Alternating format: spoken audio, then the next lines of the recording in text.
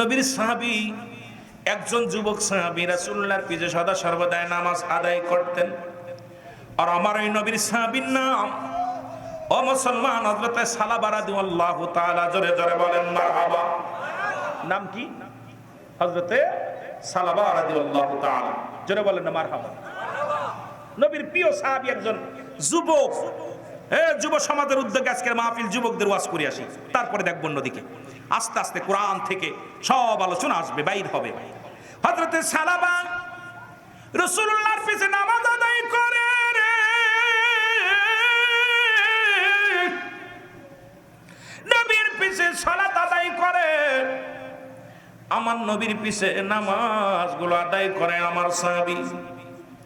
হঠাৎ একদিন নামাজ শেষ করে বাড়ির দিকে যাইতেছিল, হঠাৎ একটা বাড়ির মধ্যে পর্দা, বাতাস আসিয়া পর্দা সরে গেল। ভিতরে একটা নারী গোসল করতেছিলেন। এই গোসল করা অবস্থায় হযরতে সালাবা রাদিয়াল্লাহু তাআলা দেখে ফেলেছে। চোখের ভিতরে মুসলমান নজরে চলে আসছে। সালাবার সঙ্গে সঙ্গে কান দুটা ধরে পথের মধ্যে বসে গেছে, কান্দে বলে, আল্লাহ, আমি চোখে জিনা করে ফেললাম। হায় আল্লাহ, আমার হাবিব বলেছে বেগানা নারী দেখা যাবে না। এখন আমি যে মেয়েটার গোসল করা অবস্থায় দেখে ফেললাম, এইটা যদি আমার নবী জানতে পারে রে, আমার নবী বড় কষ্ট পাবে, ইসলামের বড় আঘাত আসবে। আজকে বাবারা দুঃখের বিষয় কথাটা বলতে হয়, আজকে আমার কারণে যদি ইসলামের ক্ষতি হয় রে, আমি রুহুল আমিনের জন্য যদি ইসলামের ক্ষতি হয়, রব্বি কারীম আমারে ক্ষমা করবে না, রব্বি কারীম আমারে ক্ষমা করবে না। ওরে বক্তা, তোর জিহ্বা কাটবে আগুনের কাছে দিয়া রে। হযরত সালাবা সঙ্গে সঙ্গে চিন্তা করে, নবী গো, ও নবী, যদি আপনি আমার এই পাপের কথা জেনে যান, আমি কেমনে মুখ দেখাবো? না না, আমি আর রাসূলুল্লাহর মুখ দেখাবো না। সালাবা কানতে কানতে জঙ্গলার দিকে রওনা হয়ে গেলেন।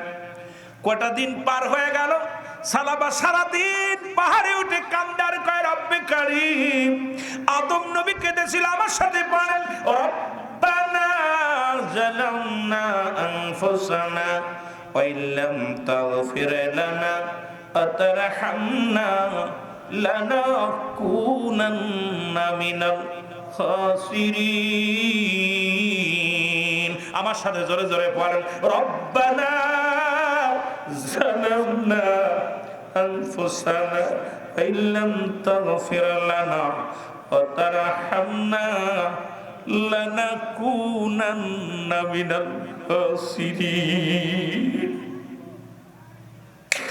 আদম নবী কান্দার ডাক দিয়ে বলে, রব্বে কারীম,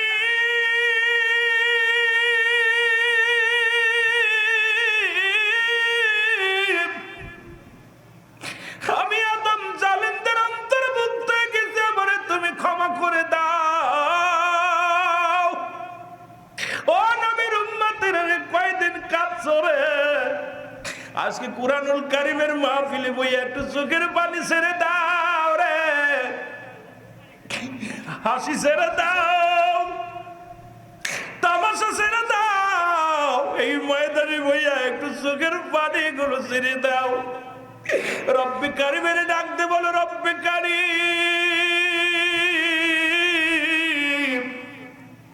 কোন মুহূর্তে যেন মালাকুল মউত চলে আসে, কখন যেন মালাকুল মউত পাঠিয়ে দাও রে, কখন যেন দুনিয়ার মায়া ছেড়ে চলে যায়। আল্লাহ, আজকের মাহফিল থেকে আমাদের ক্ষমা করে দাও, কারণ কিয়ামত পর্যন্ত নবী আসবে না, কিয়ামত পর্যন্ত তওবার দরজা খোলা। আদম নবী কাঁদতে কাঁদতে চোখের পানি পড়ে মুখের গাও হয়ে গেছিল, গোস্তগুলো খসে খসে পড়েছিল। তুমি আমি কয়দিন কাঁদলাম এত হাসি তামাশার জন্য কেন? 1000 বছর বেঁচে গেল, কানলো রব্বে কারীমের দরবারে। আমি আপনি 40 বছর মাত্র হায়াত, 50 বছর হায়াত, শুধু কান্দি দুনিয়ার সম্পদের জন্য। ইউনূস আলাইহিস সালাম কান্দে পড়েন, লা ইলাহা ইল্লা আনতা সুবহানাকা ইন্নী কুনতু মিনাজ الظالمين জোরে জোরে চিল্লা বলা যাবে না মারহাবা। হযরত সালাবা রাদিয়াল্লাহু তাআলা উনি কি করলেন, রওনা দিয়ে চলে গেলেন পাহাড়ের মধ্যে। একদিন নয় দুদিন নয়, অজানা কানছে, রব্বে কারীম আমারে তুমি মাফ করে দাও, মাফ করে দাও। নবীজির কাছে জিবরিল আমিন এসে বলে, ইয়া রাসূলুল্লাহ, ইয়া হাবিবাল্লাহ, প্রতিদিন আপনার যুবক সাহাবী 5 ওয়াক্ত সালাত আপনার পিছে আদায় করত। নবী গো আজ কয়টা দিন আপনার পিছে আসেন, একটু সালাতের দিকে নজর দেন। নবীজি সালাম ফিরা ডাক দিয়ে বলে, নবীর সাহাবীদের নবীজি ডাক দিয়ে বলে, সাহাবীরা রে, ও আমার সাহাবীরা, তোমরা কি আমার সালাবার খবর রাখো গো? তোমরা কি আমার সালাবার সংবাদ জানো? সাহাবীরা বলে, না হুজুর জানি না। নবীজি বললেন, সাহাবীরা রে, খবর নাও, আমার সালাবাজে আজ কদিন নামাজে আসে না, একটু খবর নাও, তাড়াতাড়ি খবর নাও। বাড়িতে খবর নেওয়া হলো। সালাবার বাবা বলে, হুজুর আমি জানি না। মা বলে, আমি জানি না। কেউ সালাবার খবর জানে না। রাসূলুল্লাহ টিম বানায় দিলেন। রাসূলুল্লাহ বলেন, ও আমার সাহাবীরা, ডাক দিয়ে বলেন, হযরত আবু বকর সিদ্দিক রাদিয়াল্লাহু তাআলাকে ডাক দিয়ে বলেন, এ আবু বকর শোনো, এ উমর শোনো, এ উসমান, এ আলী, তোমরা চারজনই আমার কাছে আসো। চারজন সাহাবী রাসূলুল্লাহর কদমের মধ্যে আসলেন। রাসূলুল্লাহ বলেন, আবু বকর রে, তুমি আমার আলীর সঙ্গে করে তুমি আমার আলীরে নিয়ে চলে যাওয়া। কোথায় রে? খোঁজের জন্য রওনা হয়ে যাবা, দেরি করো না। একটা টিম পূর্ব দিকে যাও, আর একটা টিম পশ্চিম দিকে যাবে। উসমান গনিকে ডাকতে বলে, উসমান রে, তুমি যাও, আমার উমরকে নিয়ে তুমি পূর্ব দিক থেকে চলে যাও, উত্তর দিকে পূর্ব দিকে খোঁজাখুঁজি করো। তন্ন তন্ন করে খোঁজাখুঁজি করলেন নবীর সাহাবীরা, নবী পায় না। ফিরে আসলেন, সবাই এসে বলি, ইয়া রাসূলুল্লাহ, ইয়া হাবিবাল্লাহ, আমরা সালাবার কোনো খবর পাই না, সালাবার কোনো সন্ধান পাই না। আমার নবী ডাক দিয়ে বলে, সাহাবীরা রে, আমারে কি শুনাইলা? তোমরা খবর নেও, না জানি না জানি কাফের বেঈমানেরা হত্যা করে ফেলেছে আমার সালাবারে। আমার যুবক সাহাবী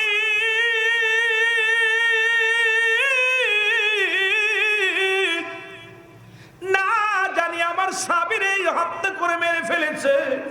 খবর নাও, বন জঙ্গল সব জায়গায় খবর নাও। হযরতে মুসলমান হযরত আলী রাদিয়াল্লাহু তাআলা, হযরতে আবু বকর সিদ্দিক রাদিয়াল্লাহু তাআলা পশ্চিম দিকে রওনা হলেন। পাহাড়ের মধ্যে যাইয়া পজে যখন রাখালেরা আছে, রাখালগারে ডাক দে বলে, রাখালেরা রে, তোমরা কি সালাবারে দেখছো? ও রাখালিরা, তোমরা কি সালাবারে দেখছো? রাখালেরা বলে, ভাই সালাবারে তো আমরা চিনি না, তবে একজন যুবক মানুষ, একটা যুবক, তরতাজা যুবক, আজ কটা দিন হয়ে গেল পাহাড়ের উপরে বইয়া বইয়া চোখের পানিগুলো ছাড়ে কান্দে, আর ডাক দে বলে, রব্বে কারীম, আমি পাপী, আমারে তুমি মাফ করে দাও, আল্লাহ আমারে তুমি মাফ করে দাও। সুতরাং আমরা তো সালাবারে চিনি না। ওই পাগলটার কান্না দেখে আমাদের উটগুলো খানা ছেড়ে দিছে, ওই পাগলটার কান্না দেখে আমাদের বকরিগুলো খানা ছেড়ে দিছে, ওই পাগলটার কান্না দেখে আমাদের উট দুম্বা খানা ছেড়ে দিয়া কান্দে।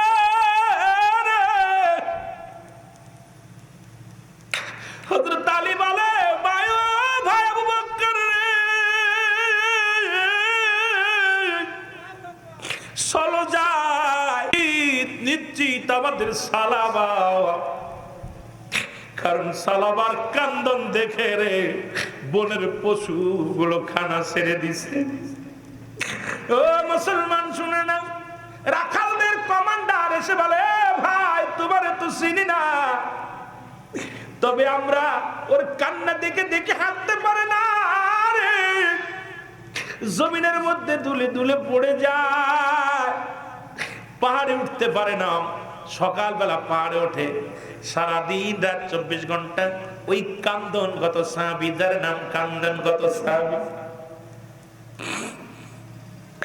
এ ভাই, আমরা ওনার দুর্বলতা দেখে আমরা বকরির দুধ দহন করে নিয়ে একটা পেয়ালার মধ্যে দিয়েছিলাম, সালাবার কান্না এত জোরে কান্না করেছে, কানতে কানতে চোখের পানি আর দুধ আর পানি একাকার হয়ে গেছে।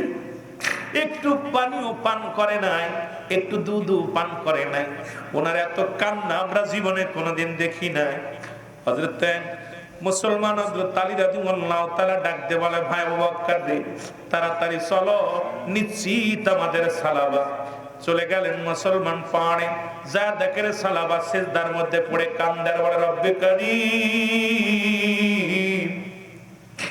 আমারে কি তুমি মাফ করছো রে? আমার পাপের কথা যদি নবীজি জেনে যায় রে,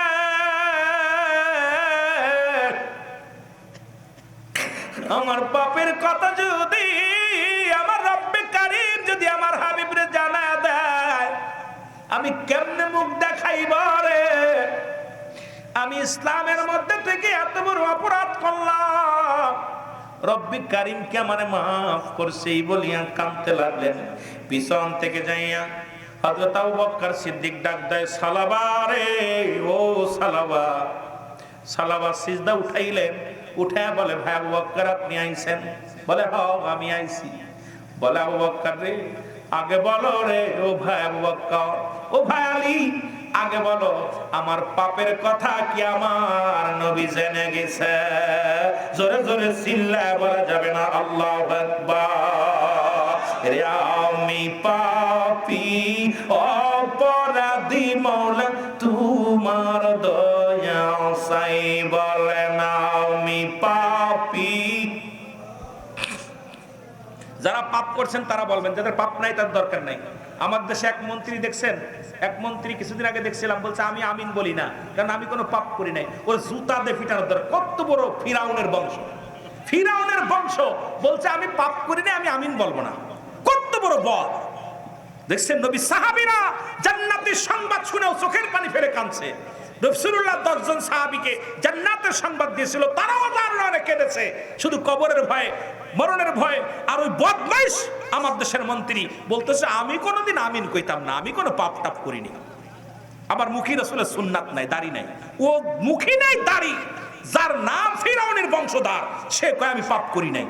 কথা বুঝেননি? বড় কষ্ট লাগে এইসব জায়গা, এসব কথা শুনলেও কষ্ট লাগে, বলতে গেলেও কষ্ট লাগে। জোরে বলেন ঠিক কিনা? রে আমি পাপী অপরাধী মাওলা, তোমার দয়া চাই। বলেন আমি পাপী,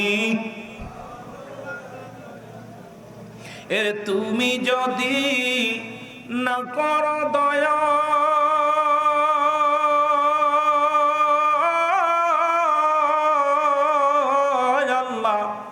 তুমি যদি না করো দয়া, আমার হবে কি উপায়? আমি পাপী অপরাধী মাওলা, তোমার দয়া চাই। বলেন আমি পাপী।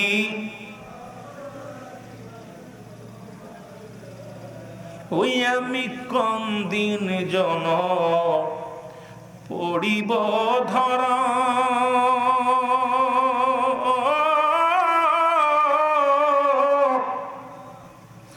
যারা ছিল আপনজনে কেউ দিবে না রে পাহারা। ওরে যারা আমার আপন ছিল কেউ দিবে না পাহারা। অন্ধকারে নির্জন কবরে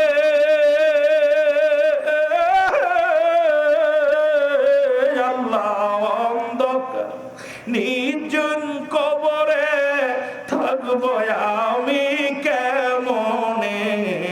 আমি পাপী অপরাধী মাওলা, তোমার দয়া চাই। বলেন আমি পাপী।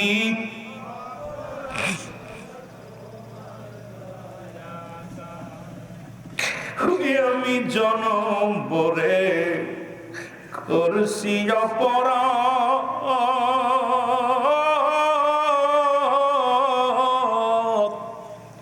এই মাহফিলে এসে গো আল্লাহ উঠাইলাম দুটি হাত। ওই আমি জনম ভরে করছি পর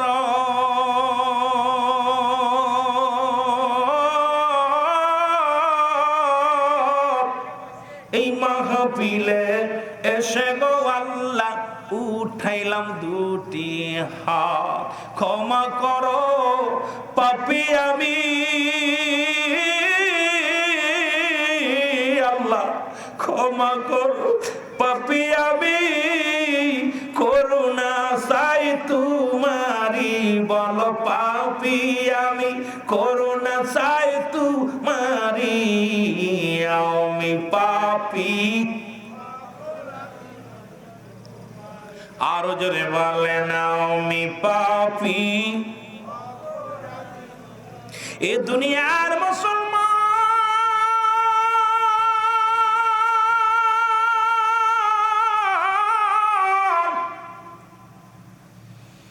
আল্লাহ নবীর সাহাবী ডাকতে বলে সালামা রে আয়, তোমার ব্যাপারে নবীজি কোনো কথা বলে নাই, তোমার পাপের বিষয় আমরা কিচ্ছু জানি না, কেন তুমি ওদের নামে কান্দো? সালামা ডাকতে বলে ভাই আলী, তুমি বলো আমার রাসূলকে আমার বিষয়ে কিছু বলছেনি? এরে আমার নবীজি তোমাদের কাছে কিছু বলছেনি? কয় না। ও ভাই সালাবা চলো, রাসূলুল্লাহর কদমের মধ্যে নিয়ে আসলেন সালাবাকে। আমার নবীর কদমের মধ্যে সে ডাক দিয়ে বলি ইয়া রাসূলুল্লাহ, ইয়া হাবিবাল্লাহ, আমি গোলাম আপনার কদমের মধ্যে হাজির। আমার নবী কয় সালাবা রে তুমি কইছিলা? বলি ইয়া রাসূলুল্লাহ, ইয়া হাবিবাল্লাহ, আগে আমি জানতে চাই আমার বিষয় কি জিবরিল আমিন আপনার কাছে কিছু জানাইছেন? আল্লাহু আকবার। রাসূলুল্লাহ বলে কি বলো তুমি, তোমার বিষয় কি জানাবে? বলি ইয়া রাসূলুল্লাহ, আমি ওদিন আপনার পিছন থেকে নামাজ শেষ করে যখন বাড়ি যাইতেছিলাম, যাবার পথে একটা বাড়ি বলতে যাইতেছিলাম, হঠাৎ ওই বাড়ির পর্দাটা উঠে যায় আর একটা মেয়ে গোসল করতেছিল, অবস্থা আমি দেখে ফেলেছি। ইয়া রাসূলুল্লাহ, আমি তো বড় পাপ করে ফেলেছি, এই ভয়ে আমি আপনার সামনে আসি নাই। আমার আল্লাহ কি যদি আমার মাফ না করে, আমার আল্লাহ যদি আপনার জানিয়ে দেয়, আমি কি মুখ নিয়ে আপনার কাছে যাব? ইয়া রাসূলুল্লাহ, এই জন্য আমি পালাইছিলাম। আমার নবী ডাক দিয়ে বলে সালামা রে আয় আয়, রব্বে কারীম তোমার বিষয় কিচ্ছু বলে নাই, তবুও তুমি তওবা করো। সালামা তওবা করলেন, রাসূলুল্লাহর হাতে হাত রেখে তওবা করে। আবার পরে আশহাদু আল্লা ইলাহা ইল্লাল্লাহু আহাদাহু লা শারীকা লাহু ওয়া আশহাদু আন্না মুহাম্মাদান আবদুহু ওয়া রাসূলুহু। আবার কালেমা, আবার তওবা। সালামা পড়ে নিচে জোরে বলেন না মারহাবা। আর একটু জোরে বলেন না। কয়দিন কাঁদছো আব্বা, কয়দিন কাঁদছো? একদিনে তো চোখের পানি পড়ে নাই, ওয়াজ তো প্রতিদিন শুনতেছি, ওয়াজ শুনে রক্ত গরম হয়, হৃদয় কাঁদে না, অন্তরের ভিতরে মোহর মাশাআল্লাহ, কানে শোনা যায় না ভালো কথা, অন্তরে শুনবে না, চোখ দিয়ে দেখবে না। কারণ আলোচনার ময়দানে যে গুনাহ ঝরাবো, ময়দানে গুনাহ সব হয়ে যাবে, একটাও নেব না। জোরে বলেন ঠিক কিনা? গুনাহ কি বাড়ি নিবেন? এই জোরে বলেন গুনাহ বাড়ি নিবেন? এখানে দাফন করে দিয়ে যাব, এই জমিনের ভিতরে গুনাহগুলো দাফন হয়ে যাবে। চিন্তা কর, আল্লাহ আমাকে তুমি পাপী বানাই এখানে আনছো, নিষ্পাপ বানায় বাড়ি নিবা। জোরে বলেন ঠিক কিনা? আরো জোরে বলেন ঠিক কিনা?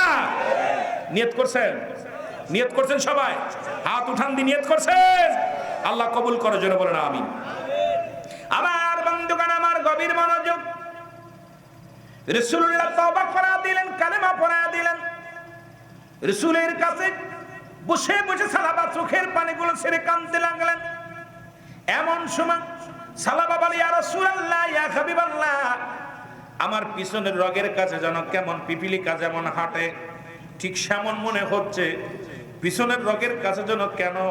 কারণ প্রতিটা মানুষের এই রগের কাছে মালাকুল মউত পিছনে একদম শিরার কাছে সে অপেক্ষা করে, যে কোনো মুহূর্তে ধরতে পারে। মালাকুল মউত সালাবার কাছে হাজির হয়ে গেছে। সালাবা বলে ইয়া রাসূলুল্লাহ, ইয়া হাবিবাল্লাহ, আমার জন্য কেমন লাগছে, আমার কেন যেন দম বন্ধ হয়ে আসছে। পিছনে মনে হচ্ছে ঘাড়ের গোড় দিয়া পিপিলিকা হাঁটাহাঁটি করতেছে। আমার নবী কয় সালাবারে আজরাইল আলাইহিস সালাম তোমার কাছে হাজির হয়ে গেছে। সালাবারে তোমার কাছে আজরাইল এসে গেছে। আমার নবীজি কালেমা পড়া দিলেন, সালাবার মৃত্যু হয়ে গেল। সালাবা কালেমা পড়তে পড়তে মালাকুল মউত মৃত্যুবরণ হয়ে গেল। পড়ে লা ইলাহা ইল্লাল্লাহু সাল্লাল্লাহু আলাইহি ওয়াসাল্লাম। সালাবার মৃত্যু হয়ে গেল।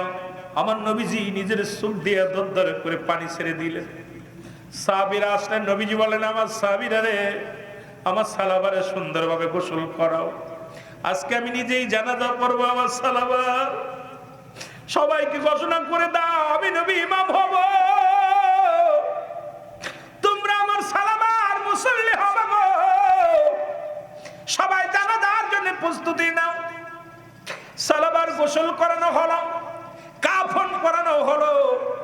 রাসূলুল্লাহ বলেন ওই ময়দানে নিয়ে যাও, ওই ময়দানে সালাবার জানাজা পড়া হবে। রাসূলুল্লাহ হুকুম দেওয়ার পর নবীর সাহাবীরা সালাবার দেহ মুবারক নিয়ে রওনা হয়ে গেলেন। রাসূল পিছন দিকে হযরত ওমরে ফারুক তাকায় দেখে আমার নবীজি অনেক দূরে দাঁড়ায় আছে, আস্তে আস্তে হাঁটে। ওমরে ফারুক ডাকতে বলে ইয়া রাসূলুল্লাহ, ইয়া হাবিবাল্লাহ, নবী গো আপনি এত পিছে পড়ে গেলেন, সময় তো দিছেন এই সময় জানাজা পড়া হবে। নবী গো আপনি এত পিছে পড়লেন। আমার নবী মিছিমিছি করে হাসি আর বলে উমর রে, ও উমর কেমনে করে হাঁটবো রে, আমি তো হাঁটতে পারি না, কারণ আসমান থেকে এত পরিমাণ ফেরেশতা জমিনের মধ্যে সালাবার জানাজায় হাজির হয়ে গেছে। আমি নবী পা রাখার জায়গা পাচ্ছি না, কারণ এত পরিমাণ ফেরেশতা জমিনের মধ্যে সালাবার জানাজায় হাজির হয়ে গেছে। জোরে বলেন মারহাবা, আর একটু জোরে বলো। এই যুবক সাহাবী প্রমাণ করে দিলেন রাসূলুল্লাহর পক্ষে আল্লাহর দ্বীনের পথে থেকে যদি মৃত্যুবরণ হয়, দুনিয়াতেও ইজ্জত বাড়ে, কবরেও ইজ্জত বাড়ে, জান্নাতি পাওয়া যায়। সালাবার জানাজা শেষ হয়ে গেল। রাসূলুল্লাহ সাহাবীদেরকে নিয়ে দোয়া করলেন। আমার নবীজি একটু মিষ্টি মিষ্টি হেসে উচ্চ আওয়াজে বলেন আমার সাহাবীরা রে, আমার রব্বে কারীম আমারে জানায়া দিয়েছে আমার সালাবার জন্য একটা নয় দুটি নয়, আল্লাহ রাব্বুল আলামিন 8টা জান্নাতের দরজা খুলে দিয়েছে। কারণ আমার সালাবা উন্মুক্ত ভাবে জমিন দিয়ে খুশি সেই জায়গাতে প্রবেশ করতে পারবে। কারণ আমার সালাবা ইসলামের মধ্যে এমন ভাবে প্রবেশ করেছিল, এই পাপকে এত ভয় করত, এই দুনিয়ার মধ্যে পাপটাকে কখনো প্রাধান্য দেয় নাই। আজকে আমরা যুব সমাজ প্রতিনিয়ত পাপ করতেছি, যুব সমাজ পাপের দরিয়ার মধ্যে ডুবে গেছি। আমি যুবকদের হাতে ধরে বলে যাই, যুবক পাশে ইবাদত আল্লাহর দরবার অনেক প্রিয়। কারণ 18 বছরের যুবক আর 16 বছরের যুবতী যাবে আল্লাহর জান্নাতে, আর যুবকদের জান্নাতের সরদার হবে আল হাসান আল হুসাইন। সুতরাং আজকে যুব সমাজের উদ্যোগে আজকের এই মুসলমান 3 দিন ব্যাপী তাফসীরুল কোরআন মাহফিল থেকে শপথ গ্রহণ করব, আমরা যুবকরাই পারি সমাজ পরিবর্তন করতে। যুবক দল যেদিকে যাবে যুব সমাজ এই দিকেই মুসলমান, এই দিকে জয় হবে মুসলমান। আজ থেকে প্রতিজ্ঞা করব এই সমাজের মধ্যে কোনো পাপ হতে দিব না। আজ থেকে প্রতিজ্ঞা করব বেনামাজিকে নামাজের জন্য আহ্বান করব। নিজেরা সুদ খাবো না, অন্যের সুদ খেতে দিব না। নিজেরা ঘুষ খাবো না, অন্যের ঘুষ দিব না। নিজেরা ঘুষ দিয়ে চাকরি নেব না, কেউ নিতে গেলে তারও দিব না। প্রয়োজনে ভ্যান চালায় খাবো, প্রয়োজনে রিক্সা চালায় খাবো, সুদ ঘুষের সঙ্গে আমরা জড়িত হব না। আজ থেকে নামাজ ছাড়বো না, আজ থেকে আব্বা মার খেদমত করব। আজ থেকে যে সমস্ত উন্নয়ন প্রকল্পে সুন্দর ইসলামের উন্নয়ন প্রকল্পের কাজ হয়, এই কাজের জন্য যান জীবন দিয়া ঝাঁপিয়ে পড়ব। সমাজের মধ্যে উন্নয়নমূলক কাজ করব। ও মুসলমান, দেশ আপনাকে কি দিল, দেশ আপনাকে কি দিল দেখার বিষয় না, দেশকে আপনি কি দিলেন। দেশের সেবায় নিয়োজিত করে যদি দেশকে ভালোবাসতে পারেন, সমাজকে ভালোবাসতে পারেন, তাহলে একটা সুশীল সমাজ বাইর হয়ে আসবে। এই সমাজের মধ্যে থাকবে শান্তি, এই সমাজের মধ্যে থাকবে না হানাহানি, এই সমাজের মধ্যে থাকবে না কন্দল, এই সমাজের মধ্যে থাকবে না দুর্নীতি, এই সমাজের মধ্যে থাকবে না মুসলমান পরনিন্দা। এই জন্য আমার যুব সমাজকে, এই জাতির জন্য, এই জাতিকে গড়ার জন্য এই যুব সমাজের অগ্রগামী ভূমিকা দরকার। আজকে মুসলমান এই যুব সমাজ যদি আল্লাহ রাসূলের পথে চলতে পারি, গোটা মহল্লা সুন্দর সুন্দর সুন্দর হয়ে যাবে। জোরে বলেন ঠিক কিনা? আর একটু জোরে বলা যাবে না ঠিক কিনা? রাজি আছেন? রাজি আছেন? তাহলে মাহফিল সার্থক, তাহলে মাহফিল সার্থক।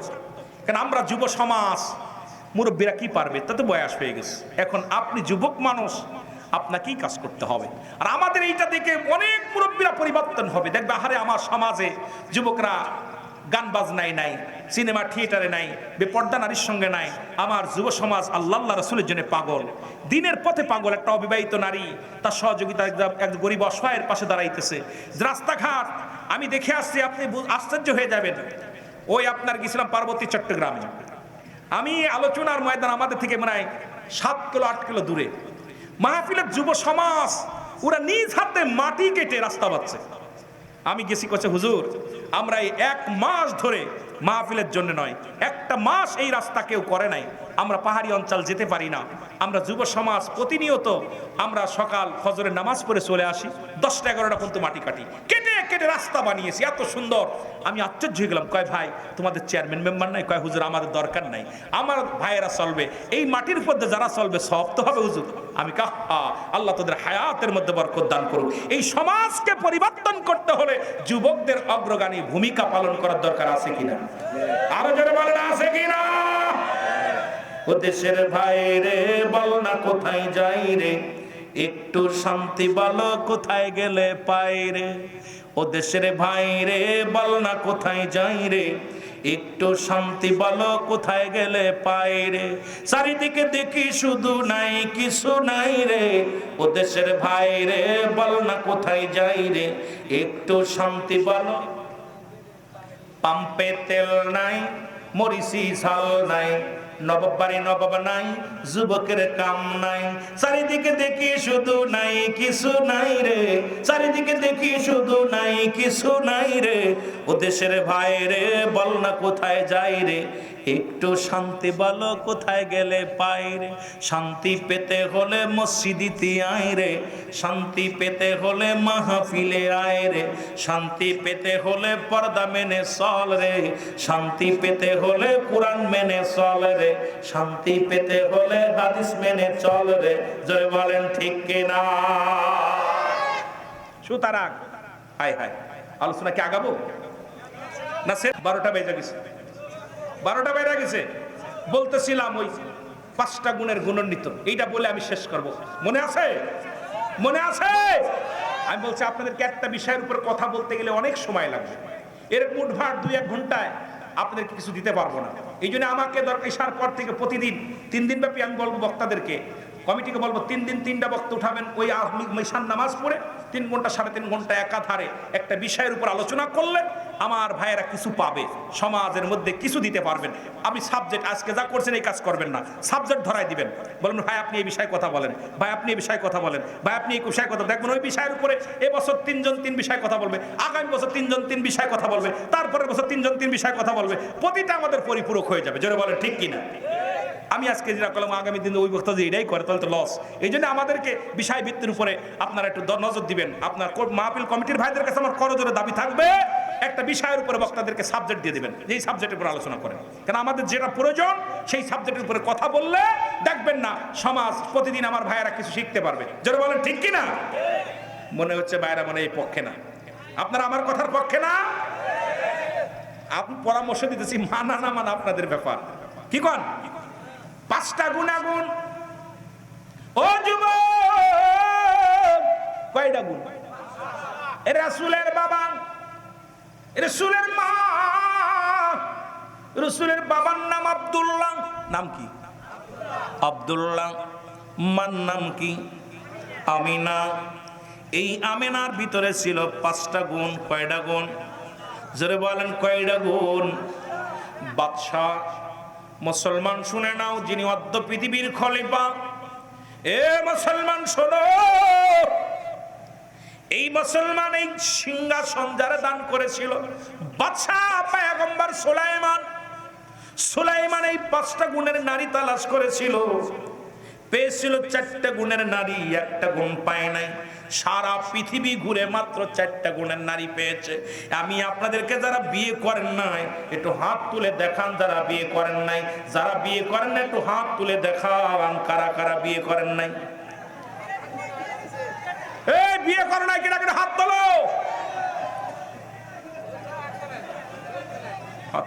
হাত নামা। তোরা বাইরেই থাক, তোরা বাইরেই থাক, তোরা দরকার নাই। তুই বিয়ে করছিস তা দুটো কেন? 5টা গুণের নারী, কয়টা গুণের নারী? আমার মারা শোনো, বাবারা শোনো, 5টা গুণের গুণান্বিত নারী দিকে বিয়ে করবেন। নাম্বার ওয়ান হলো সতীত্ব আমানতদারি। 1 নাম্বার নারী হলো সতীত্ব আমানতদারি। মামেনা ওই জামানার মধ্যে একজন নারী ছিল যিনি সতীত্ব আমানতদারি ছিল। পৃথিবীর মধ্যে আজকে আমাদের সমাজ খালাতো ভাই মামাতো ভাই শেষ করে দিছে। ফুফাতো ভাই চাচাতো ভাই, এর খালাতো ভাই চেহারা দেখা হারাম, মামাতো ভাইয়ের চেহারা দেখা হারাম, ফুফাতো ভাইয়ের চেহারা দেখা হারাম।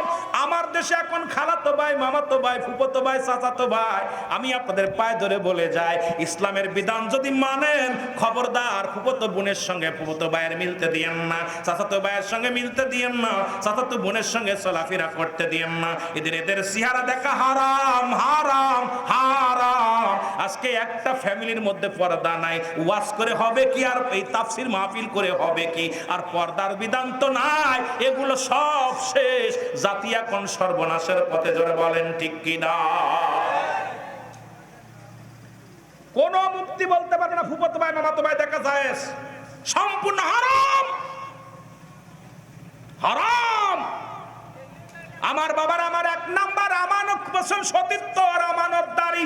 মারহাবা বলেন না, জোরে বলতে হবে, আরো জোরে, আরো জোরে।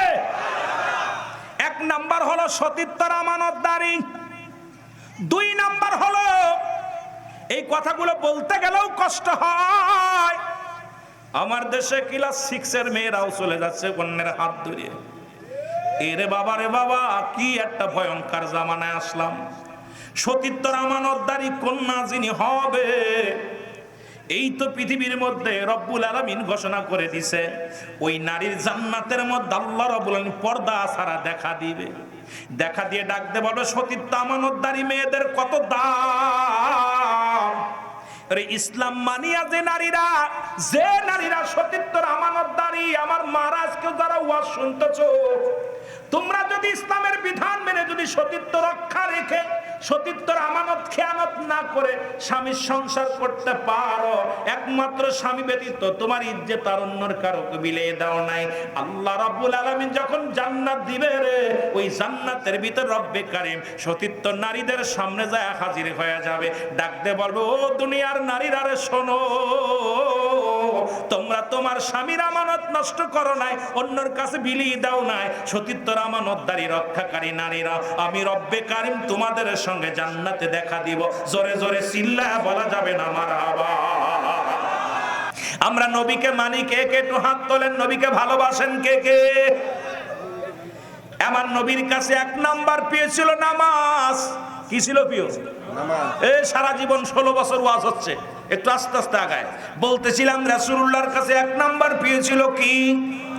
জোরে বলেন কি?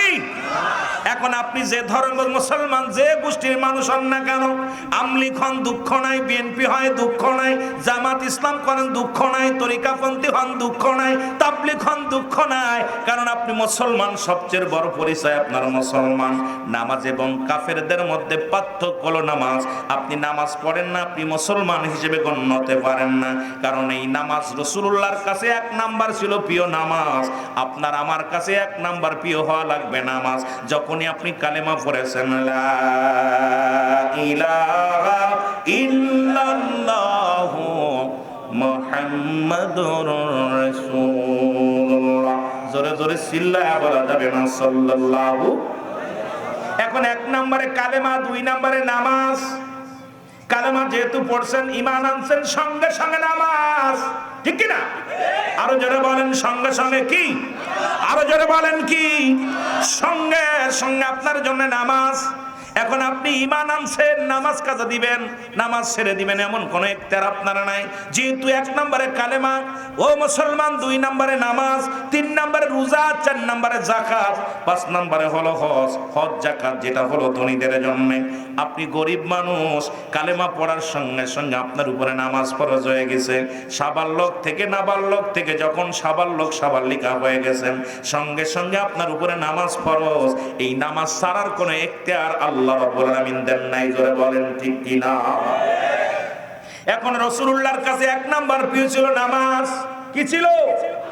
যারা রাসূলকে ভালোবাসেন তারা কি নামাজকে ভালোবাসার দরকার আছে কি না? আরো জোরে বলেন আছে কি না? এখন মনে করবেন না যারা নামাজ ভালোবাসে না তারা নবীরে ভালোবাসতে পারে না। মুখে মুখে নবী নবী বলে পাগল হয়ে যায়।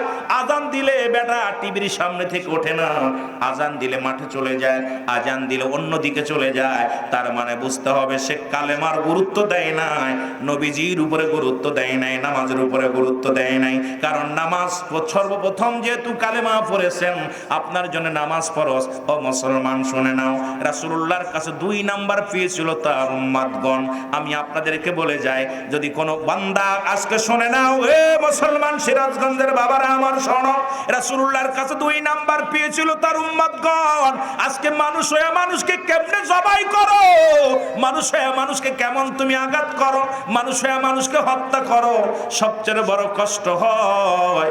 রাসূলুল্লাহর কাছে 2 নাম্বার পেয়েছিল তার উম্মতগণ। নবী উম্মতের মায়ায় জীবন ভরে কেঁদে গেলেন। নবী বলেন হায়াতি খায়রুন লাকুম। রাসূলুল্লাহ বলে আমার হায়াতের জিন্দেগিটা আমার উম্মতের জন্য কল্যাণ স্বরূপ। আলেম ওলামা গভীর মনোযোগ। রাসূলুল্লাহ বলেন হায়াতি খায়রুল লাকুম। নবী বলেন আমার হায়াতের জিন্দেগিটা আমার উম্মতের জন্য কল্যাণ স্বরূপ। কারণ এই দুনিয়ার মধ্যে আমি নবী আসলাম, ওই উম্মতের সঙ্গে চলাফেরা করলাম, উম্মতের সঙ্গে কথাবার্তা বললাম, আমার উম্মতের জীবনটা বড় ধন্য। আবার আমি দুনিয়া থেকে বিদায় নিলাম, ও ফাতি খায়রুল লাকুম ও মামায়াতি খায়রুল লাকুম। রাসূল বলে আমার উম্মতিরা শোনো, উম্মতের জন্য। সুতরাং নবীকে যদি ভালোবাসতে হয়, নবীর আদর্শ, নবীর আখলাক, নবীর চরিত্র, এই গুণাগুণ যদি কোনো উম্মতের ভিতরে না থাকে, সে যদি উম্মত বলে দাবি করে, আমি মনে করি ওটার মতো বাটপার আর দুনিয়ার মধ্যে নাই। জোরে বলেন ঠিক কিনা? আর একটু জোরে জোরে চিল্লায় বলেন ঠিক কিনা? কষ্ট হচ্ছে? বোঝা যায় আলোচনা? খুব গুরুত্ব। এত কষ্ট করে বসেছেন, এক দেশের গালি এক দেশের বলি। সিরাজগঞ্জের বগুড়ার ভাষা আমি বুঝি না, আমার বাড়ি মাগুরে, আমি চিন্তা করবো বইয়ের ভাষা ব্যবহার করার জন্য। বাকিটা আমি সাধু ভাষায় কথা বলার জন্য চেষ্টা করব, আঞ্চলিক ভাষা যেন না আসে, যদি যাতে আপনাদের বুঝতে কষ্ট না হয়। একটা হলো জমলায়ে খবরিয়া, বক্তা মনের ভাব প্রকাশ করলে শ্রোতা সহজে বুঝতে পারে। আর একটা জুমলায় হিংসা, বক্তা মনের ভাব প্রকাশ করলে শ্রোতা কিছু বুঝতে পারে না। ইয়েস, নো, ভেরি গুড, এছাড়া আর কিছু না। এই জন্য আমিও চিন্তা করব যে আপনারা যারা এত কষ্ট করে আসছেন, সবাই যেন কিছু না কিছু কথা বুঝতে পারেন। যেটা আমি কথা বললে যেটা বাতিল, সেটা সঙ্গে সঙ্গে ছুঁড়ে মারবেন, যেটা হয় সেটা আমরা মানতে রাজি আসিনি। কারণ রুহুল আমিন সিদ্দিকী কোনো দলিল না, দলিল হলো আল্লাহর কুরআন, রাসূলের সুন্নাহ। জোরে বলেন ঠিক কি না? কুরআন হাদিস ইজমা কিয়াস। রুহুল আমিন সিদ্দিকী কোনো বক্তা, কোনো মাকসুদ নয়, কোনো পীর সাহেব কোনো মাকসুদ নয়, কোনো নেতা কোনো মাকসুদ নয়, কোনো আমির কোনো মাকসুদ নয়, মাকসুদ স্বয়ং আল্লাহ। জোরে বলেন ঠিক কি না? আরো জোরে বলেন ঠিক কি না? এটা যদি মানেন তাহলে আপনার জীবন ধন্য। ব্যক্তি পূজারি বন্ধ, কোনো ব্যক্তি পূজারি করা যাবে না। আমরা একমাত্র রব্বে কারীমের গোলামি করব। জোরে বলেন ঠিক কি না? আরো জোরে বলেন ঠিক কি না? রব্বে কারীমের হুকুম মানতে রাজি আছেন? আরো জোরে বলেন রাজি আছেন? একটু মহব্বতের সঙ্গে দুরূদ শরীফ পড়েন। আল্লাহুম্মা। একটু চা ব্যবস্থা করতে হবে।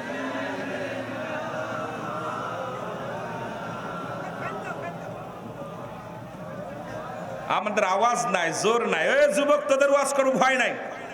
তোদের আমি আগেই বলছি, যতই আমি অসুস্থ থাকি, আপনারা ভালোবাসা দিলে বাস্তবতা নিয়ে আমি আলোচনা করব, কোরআন থেকে বাস্তবতা তুলে ধরব।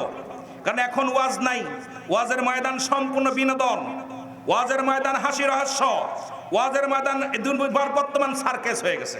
ওয়াজের ময়দানে চোখের পানি ফেলতে হবে। কোরআন আসছে মানব জাতির হেদায়েতের জন্য। এখন এই কোরআনটা বলছেন আল্লাহ কি বলে, যালিকাল কিতাবু লা রাইবা ফি, কোনো সন্দেহ নাই। এরা সন্দেহ করবে কারা? অমুসলিম যারা।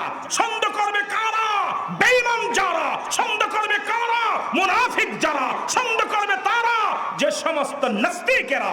আল্লাহ বলেন হুদাল্লিল মুত্তাকিন, একমাত্র হেদায়েত প্রাপ্ত বান্দার জন্য আছে কোরআন। জোরে বলেন ঠিক কিনা, আরো জোরে বলেন ঠিক কিনা। আজকে কোরআনের অপব্যাখ্যা, কোরআন তাফসীর দিয়া কোরআন অপব্যাখ্যা করে আলোচনা এখতিয়ার কে তোমাকে দিছে? কোরআনের ভুল বিশ্লেষণ দেওয়ার কে তোমাকে ডিসিশন দিছে? কোরআনকেই কোরআন আসছে গোটা কুল কায়নাতের জন্য। সেই কোরআন তো তোমার ব্যক্তির জন্য আসে নাই, কোরআন আসছে গোটা জাতির জন্য, কোরআন আসছে গোটা কুল কায়নাত মাখলুকাতের জন্য। যে কোরআনটাকে নিয়ে সিলেক, এই কোরআনটাকে নিয়ে ফাজলিমি মার করার জায়গা না, এই কোরআনটাকে নিয়ে ধোঁকা দেওয়ার কোনো জায়গা না। এই কোরআনটা একমাত্র মানুষগুলোকে মানুষ করেছে। জোরে বলেন ঠিক কিনা, আরো জোরে বলেন ঠিক কিনা। এখন এমন একটা জামানা, আমি মাঝে মাঝে একটা কথা বলি, রাগ করবেন না, মাঝে মাঝে কথাটা বলি। এখন বক্তা খোঁজে টাকা, শ্রোতা খোঁজে সুর, আর কমিটি খোঁজে ভাইরাল, ঠিক কিনা? আমি এই জন্যই বলি ভাইরাল হওয়ার আগে বক্তার বাড়িতে যেতে হবে, বক্তাকে দাওয়াত দেওয়ার আগে তার বাড়িতে যেতে হবে, খোঁজ খবর নিতে হবে তার বিবি পর্দা আছে কিনা, তার ফ্যামিলি পর্দা মানে কিনা, নামাজের বিধান ইসলামের বিধান মানে কিনা। আপনি আমার ভাইরাল দেখে দাওয়াত দিলেন, আজকে হাজার হাজার ওয়াজ হচ্ছে, হিদায়াত হচ্ছে না। আমার দেশে ওলামা একরাম আমরা টাকার পিছে গুরগুর গুরগুর করতেছি, পাগল হয়ে গেছি। কিন্তু আমার বাবারা, হেদায়েত আগের যুগে মানুষ মসজিদ ছিল কাঁচা, ইমান ছিল পাকা। এখনকার জামানায় মসজিদ পাকা, ইমান ফাঁকা। জোরে বলেন ঠিক কিনা, আরো জোরে বলেন ঠিক কিনা।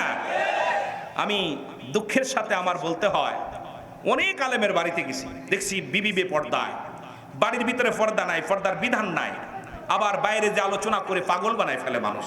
এই জন্য আমি বলি, যখনই দাওয়াত দিবেন আল্লাহর রাস্তায় কিছু টাকা খরচ করে বক্তার বাড়িতে যাবেন, আশপাশে খবর নেবেন, এরপরে দাওয়াত দিবেন। পাগল হয়ে দাওয়াত দিবেন না, যাকেই দিবেন। আমি তো আর বক্তা না, আমি তো ছোট মানুষ, গুনাহগার, পাপী মানুষ, নালায়েক। যদিও কামেল ফার্স্ট ক্লাস পেয়েছি, লেখাপড়া যতটুকু করেছি সব ফার্স্ট ক্লাস, সেকেন্ড ক্লাস পাই নাই। তবে আমার সবচেয়ে বড়, আমি সবচেয়ে গোলাম আপনাদের দোয়া ছাড়া, আল্লাহ রাব্বুল আমিনের হুকুম ছাড়া আমার গোলামের মুখ দিয়ে কথা যেন বাইর হয় না। আপনারা দোয়া করবেন মদিনাওয়ালার খাতিরে যেন দুই চারটে কথা বলতে পারি। আমি সদা সর্বদা একটা দাবি করে যাব, ওলামা একরামকে দাওয়াত দেওয়ার আগে যাচাই বাছাই করে দাওয়াত দিবেন। কারণ এই বক্তা আপনারা গ্রামে চলবেন, দুইটা আমলে নিয়ে এত কষ্ট করে রাত জেগে বসে আছে দুইটা কথা শোনার জন্য। এখান থেকে যদি আমরা কিছু না নিয়ে যেতে পারি, এখানে আসা বিফলে, এখানে বসে থাকা বিফলে। কারণ এই সময়টা নষ্ট করা যাবে না। জোরে বলেন ঠিক কিনা, আরো জোরে বলেন ঠিক কিনা। কষ্ট হচ্ছে আপনাদের? মহব্বতের সঙ্গে দুরূদ শরীফ পড়েন, আল্লাহুম্মা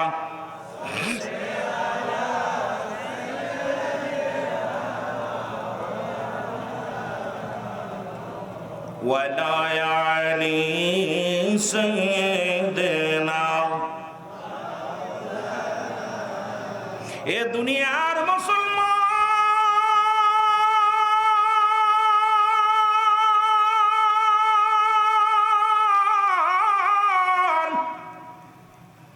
এ জীবন নয়, এমন একটা জীবন আসবে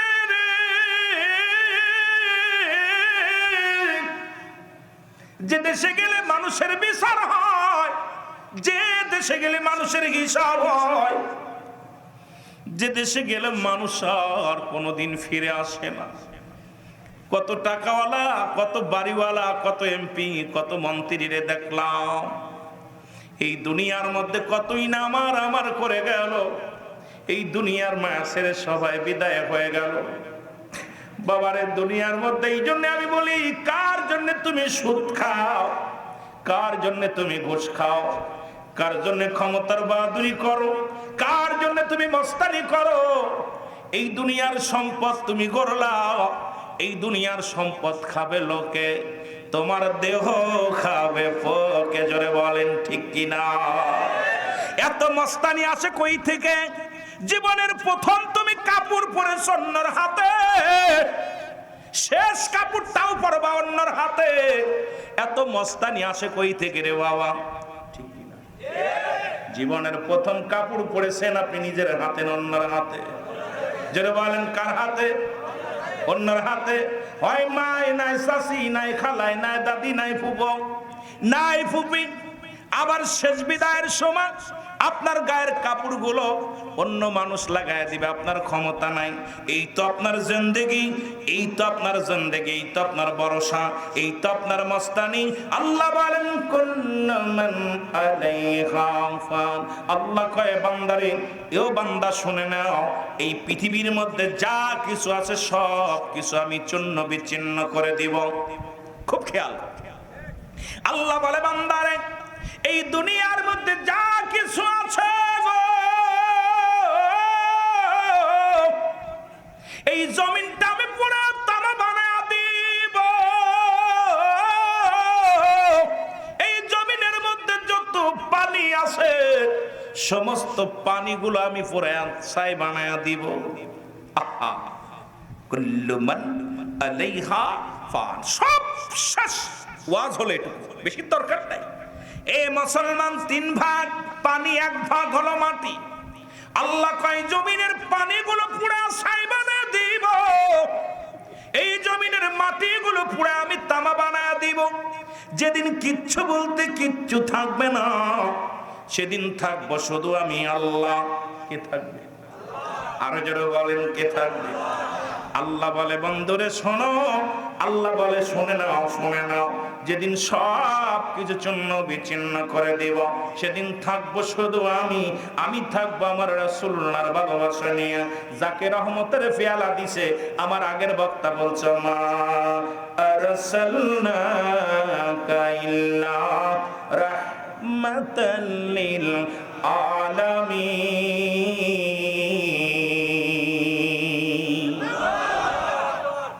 উনি একটার বিশ্লেষণ করে আলোচনা করে গেছেন। তাম পৃথিবীর রহমত, কুল কায়নাতের রহমত, সেদিন রাহমাতুল লিল আলামিনের ভালোবাসা নিয়ে থাকবে রব্বে কারীম। যেটা বলা যাবে না মারহাবা। আমার বন্ধুগণ আমার, সুতরাং গভীর মনোযোগ। নবী বলেন আমি দুনিয়া থেকে বিদায় নিলাম রে আমার উম্মতের জন্য। মারহাবা বলেন। ওফাতি খায়রুল লাকুম। আমার আব্বার কিতাব না, আমার আল্লাহর কুরআন, রাসূলের সুন্নাহ, আমার ব্যক্তিগত মত নয়। রাসূল বলে ওফাতি খায়রুল, আমার ওফাতটা মায়াতি খায়রুল লাকুম।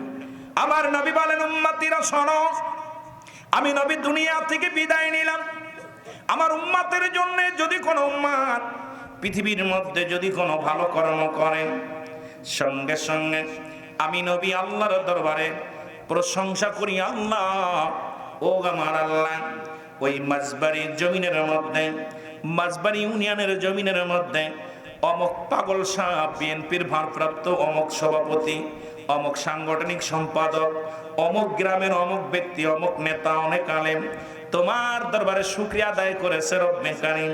আমিও প্রশংসা করি আমার উম্মতের হইয়া, তোমার দরবারে প্রশংসা করি গো আমার আল্লাহ। আল্লাহর কাছে প্রশংসা করে আমার নবী। আবার নবী ডাক দে উম্মতিরা রে, এই পৃথিবীর মধ্যে যখন কোন উম্মত গুনাহের কাজ করে, আমি নবী সঙ্গে সঙ্গে আমি রব্বে কারীমের দরবারে ইস্তেগফার করি, মাফ চাই। অন্যায় করে ছেলে, মাফ চায় বাবায়। অন্যায় করে গ্রামের ছেলে, মাফ চাই চেয়ারম্যান মেম্বার। আজকে দেখলাম মুসলমান ভারপ্রাপ্ত চেয়ারম্যান তারেক জিয়া, এর মুসলমান একটা বিষয় নিয়ে দুঃখিত, মাফ চাইলেন, গোটা দলের হয়ে উনি চাইলেন, ক্ষমা চাইলেন। আমি আমার দলের হয়ে ক্ষমা চাই, উশৃঙ্খলা করবেন না। তদ্রূপ কথাগুলো আমার মনে পড়ে গেল আজকে নবীর সঙ্গে। কারণ আমার বাবারা, আমার গভীর মনোযোগ। রাসূল বলছে যদি কোনো উম্মত গুনাহের কাজ করে, আমি নবী আল্লাহর দরবারে ইস্তেগফার করি, মাফ চাই। বাবারে আমার, অন্যায় করে ছেলে মাফ চায় বাবায়, অন্যায় করে গ্রামের ছেলে মাফ চায় চেয়ারম্যান মেম্বার যাইয়া। এই নবীর উম্মত হতে পেরে খুশি না বেজার? যারা যারা বেজার হয়েছেন একটু হাত তোলেন। রাসূলুল্লাহর উম্মত হয়ে বেজার না খুশি? জোরে বলেন, বেজার না খুশি? যারা বেজার হয়েছেন হাত উঠাইছি বলছি, তা ওঠে নাই। একজনের টুট ছিল ভুইলা। কারণ এই নবীজির আমার ভাই আসছে, ইউনিয়নের দায়িত্বে আছে, উনি কিন্তু ক্ষমা চায় সবার জন্য। যারা পদে থাকে এই লোকটা কর্মীদের জন্য ক্ষমা চায়, বাবা জন্ম দিছে, বাবা মাফ চায়। ঠিক রাহমাতুল লিল আলামিন হলো আমার আপনার কান্ডারি রহমতের নবী, রাহমাতুল লিল আলামিন আপনার আমার জন্য ক্ষমা চায়। জোরে বলেন মারহাবা। এরে আমার মনের জল্পনা কল্পনা, নবী যাব আমি সোনা। গজল গাইতে পারবো না, সময় দেবো না, কারণ গজল গায়ে আমি ওয়াজ করতে আসি, গজল গাইতে আসি নাই। তবু দুই একটা ঠাম দিব খালি যুবকদের জন্য। এরে আমার মনের জল্পনা কল্পনা, নবী যাব আমি সোনার, ওরে যাব আমি সোনার মদিনায়, বলো যাব আমি। আমার মনের জল্পনা কল্পনা, নবী যাব আমি সোনার। এর নবীজিকে ভালোবাসি, মনটাই আমার অনেক খুশি। নবীজিকে ভালোবাসি, মনটাই আমার। ওরে নবীজিকে ভালোবেসে তৃপ্তি মেটে নাও, বলো নবীজিকে ভালোবেসে না গো যাব আমি সোনা। আরো জোরে বলেন যাব আমি সোনা। রে আমার মনের জল্পনা কল্পনা, নবী যাব আমি সোনা। এর নবীর নামে এত জাদু, ডাকিলে মনে হয় মধু। নবীর নামে এত জাদু, ডাকিলে মনে হয় মধু। এই মধু কোথাও মেলে না, বলো এই মধু কোথাও না গো যাব আমি সোনা। আরো জোরে বলেন যাব আমি সোনা। এরে আমার মনের জল্পনা কল্পনা, নবী যাব আমি সোনা। এই মাঝবাড়ি বাসির শুধু চাওয়া, নিদান কালে দিবেন দেখা। ঠিক কিনা? ওরে দয়াল নবী মায়ার নবী ভুইলা যাইও না, বলো দয়াল নবী মায়ার নবী ভুইলা যাইও না। না গো যাব আমি সোনা, বলো যাব আমি সোনা। এরে আমার মনের জল্পনা কল্পনা, নবী যাব আমি। এ দুনিয়ার মুসলমান,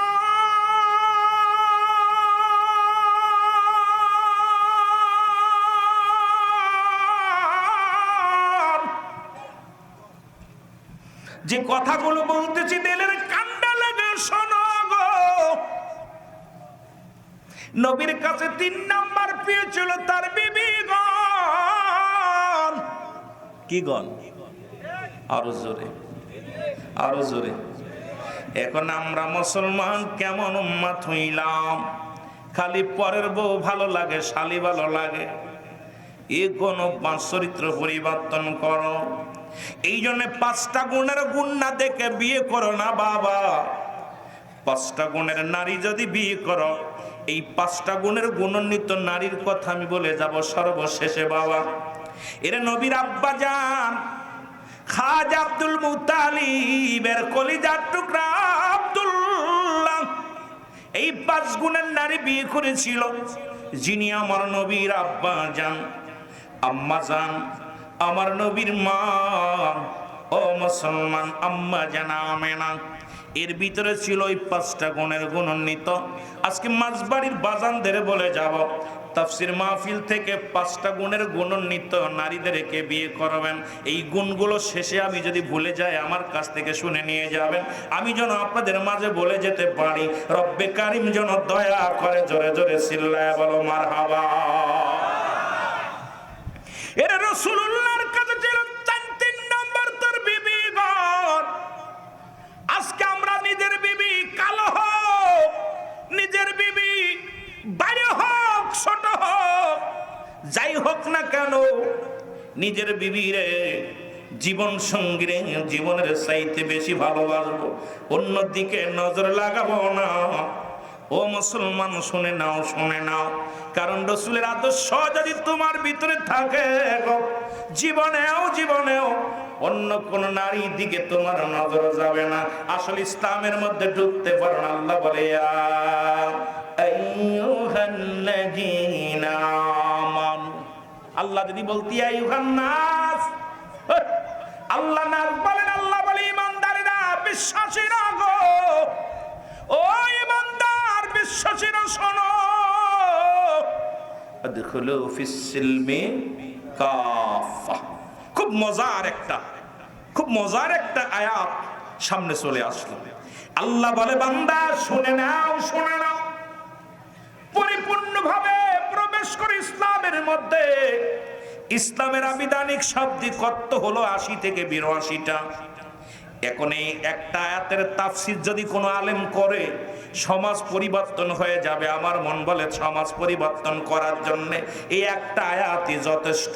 আল্লাহ বলে ইমানদারেরা, বিশ্বাসীরা শুনে নাও, তোমরা পরিপূর্ণভাবে প্রবেশ করো কিসের মধ্যে? ইসলামের মধ্যে। ইসলামের আবিধানিক শব্দের অর্থ হলো 80 থেকে 82টা। ইসলাম শব্দের অর্থ আত্মসমর্পণ, ইসলাম শব্দের অর্থ মুসলমান একত্ববাদ, ইসলাম শব্দের অর্থ নারীর সতীত্ব পাহারা দেওয়া, ইসলাম শব্দের অর্থ সারেন্ডার করা, ইসলাম শব্দের অর্থ নিজে না খেয়ে অন্যরে খাওয়ানো, ইসলাম শব্দের অর্থ নিজে না ঘুম অন্যরে ঘুম পাড়ানো। আজকে ইসলামের দোহাই দিয়া সাইনবোর্ড লাগাইয়া মানুষ খুন করবা, ইসলামের দোহাই দিয়া সন্ত্রাসী করবা, ইসলামের দোহাই দিয়া জঙ্গলিবাদী কারবার করবা, ইসলামের দোহাই দিয়া এই দুনিয়ার মধ্যে নামাজ ছেড়ে চলবা, ইসলামের দোহাই দিয়া তুমি দুনিয়ার মধ্যে মূর্তি পূজা করবা, আর বলো আমি ইসলামের বিধান মানি। তোমার মতো বদমাইশ আর জগতের মধ্যে নাই। কারণ রাসূল বলেছেন, তিরমিজি শরীফের হাদিস, মুসলমান 3952 নম্বর হাদিস খানা যদি কারোর কাছে থাকে খুইলা দেখো। রাসূল বলছে আমার উম্মতের মধ্যে একদল আগমন করবে, তারা নিজেরাই মূর্তি পূজা করবে, অন্যদেরকে মূর্তি পূজায় উৎসাহিত করবে। এখন 2 চোখ ধরে দেখে গেলাম আমার দেশে অনেক পীর সাহেব মুসলমান মূর্তি পূজায় লিপ্ত হয়ে গেছে। ধরে বলেন ঠিক কিনা? এই হাদিস নাম্বার শোন, আমি বলছি আমার আব্বার পকেট থেকে দলিল নিব না, দলিল নিব রাসূলের কোরআনের হাদিস থেকে। তিরমিজি শরীফের 3952 নম্বর হাদিস খানা রাসূল স্পষ্ট বলে গেছে, আমার উম্মতের ভিতরে একদল আগমন করবে, তারা নিজেরা মূর্তি পূজা করবে, অন্যকে মূর্তি পূজার জন্য উৎসাহিত করবে। আমি মুসলমান হয়ে উদাত্ত আহ্বান করব, কোন মুমিন হয়ে কোন শিরকি কাজ, কোন হারাম কাজ করা যাবে না। জোরে বলেন ঠিক কিনা? আরো জোরে বলেন ঠিক কিনা? আমার মনে হয় অনেকের কষ্ট লাগবে বুকের ভিতরে। যদি কোনো ইমানদার হয় সে কোনোদিন কষ্ট পাবে না। যদি কিঞ্চিত পরিমাণ ইসলামকে ভালোবেসে থাকে, কিঞ্চিত পরিমাণ যদি আল্লাহর বিধান মানে, ওই ব্যক্তি জীবনেও কষ্ট পাবে না। জোরে বলেন ঠিক কিনা? আরো জোরে বলেন ঠিক কিনা? আমি দেখতেছি কি, আজ কি দেখি রে, কি শুনি রে, কি দেখি রে, কি শুনি রে, ইসলাম আজি বাংলায় নাই। চলো রে ভাই সোনার মদিনায়, বলো চলো রে ভাই। আরো জোরে বলেন কি দেখি রে, কি শুনি রে, কি দেখি রে, কি শুনি রে, ইসলাম আজি বাংলায় নাই। চলো রে ভাই সোনার মদিনায়, বলো চলো। আবু বকর, হযরত আলী,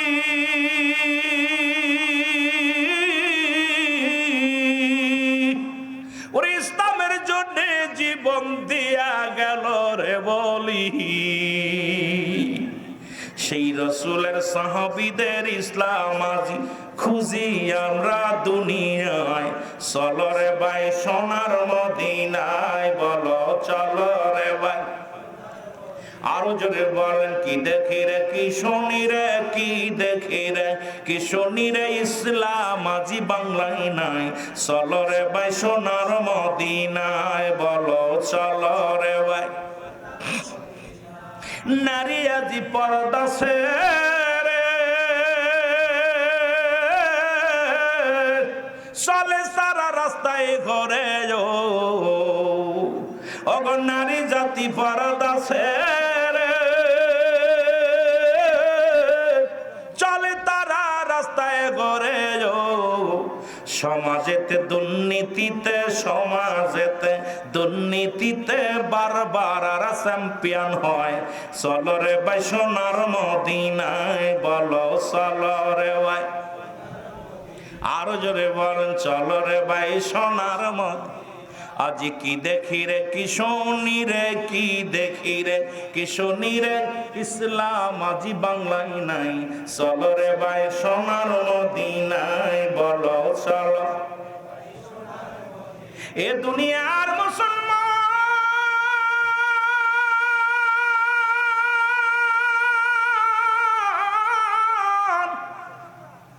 আমার আল্লাহ ডাক দেখা হাবিব, যারা চন্ড পূজা করে, যারা মূর্তি পূজা করে, যারা মূর্তি পূজারী, যারা চন্ড পূজারী, যারা মানুষ পূজারী, এদের জন্য আল্লাহ কি কয় শুনে নেন।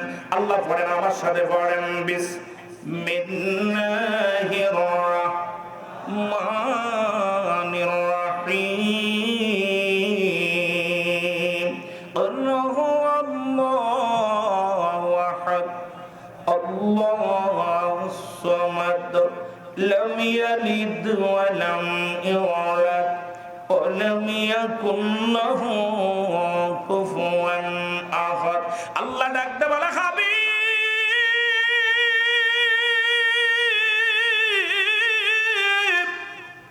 আপনি ওদের জানিয়ে দেন আমি আল্লাহ এক। এ মূর্তি পূজারীরা শোনো, ওই কবর পূজারীরা শোনো, যারা দুনিয়ার মধ্যে মানুষ পূজা করো তারা শোনো, দুনিয়ার মধ্যে যারা চন্ড পূজা করো তারা শুনে নাও। আল্লাহ কয় হাবিব রে আমি আল্লাহ এক। আল্লাহ কয়জন? এখন কারে সিজদা দিবেন? মূর্তিরে যায় সিজদা দিবেন, গাছের যায় সিজদা দিবেন? ও মুসলমান শুনে নাও, আল্লাহ কয় হাবিব রে আপনি জানায় দেন আমি আল্লাহ এক। আমি কাউকে জন্ম দিই নাই, কারো থেকে জন্ম নিই নাই। সুতরাং আল্লাহর কোনো হালে বায়াত নাই, আল্লাহর কোনো বংশ পরিচয় নাই, আল্লাহর কোনো ছেলে নাই, মেয়ে নয়। আল্লাহ কয় বান্দারে শোন, ভালো করে শোন, আমি কাউকে জন্ম দিই নাই, কারো থেকে জন্ম নিই নাই। আসমান জমিনের মধ্যে আমার সমতুল্য সমকক্ষ কেউ নাই। সারা পৃথিবী আমার মুখাপেক্ষী, আমি কারোর মুখাপেক্ষী নয়। সুতরাং আজকে যারা মূর্তি পূজারি করে তাদের দ্বিতীয় ভগবান বানায় ফেলেছে। আজকে যারা মুসলমান শুনে না মানুষ পূজারি করে, এরা তারা দ্বিতীয় ভগবান বানিয়ে ফেলেছে। দেখেছি মুসলমান অনেক আলেম দাড়ি টুপি মাথায় দিয়া গো মূর্তির সামনে যায় দোয়া করে, মাগফিরাত কামনা করে, অথচ কয় দোয়া করা না যায়। ফতোয়ায়ে দেওবন্দের প্রথম খণ্ড 33 নম্বর পৃষ্ঠা। এর মুসলমান, এটা কিতাব কোন মুসলমান কোন কিতাব? এটা কওমি অঙ্গনের কিতাব। যারা এইটা ফতোয়া যারা বেশি ফালাফালি করো তাদের কিতাব ফতোয়ায়ে দেওবন্দের মধ্যে প্রথম খণ্ড 33 নম্বর পৃষ্ঠার মধ্যে মুফতি শফিক আহমেদের লেখা 5 ওয়াক্ত সালাত আদায় করে জিয়া দরবারে দুটি হাত উঠায় দোয়া করা উত্তম মুস্তাহাব। আরে আলেম উলামা কবির মনোযোগ, ওই জায়গা ফতোয়া আসে আর মন্দিরের সামনে যা দোয়া চাও রে, তুমি কোন নাম্বার মুনাফিক? আল্লাহ কমিনান নাস, ওই মুনাফিক শোন, কুরআন কি কয় শোনো। আল্লাহ কমিনান নাস, মানুষের মধ্যে না কোন তারা বলবে আমান্না, তারা ঈমান আনছে বিল্লাহি, আল্লাহর প্রতি, অবিল আখিরাতের প্রতি বিশ্বাস স্থাপন করেছে। ওমা হুম বিমুমিনিন।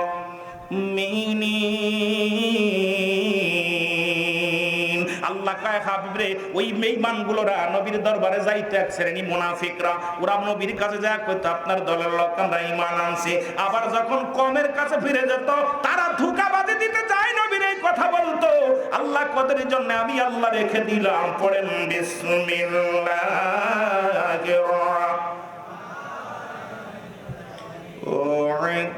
রাহমানির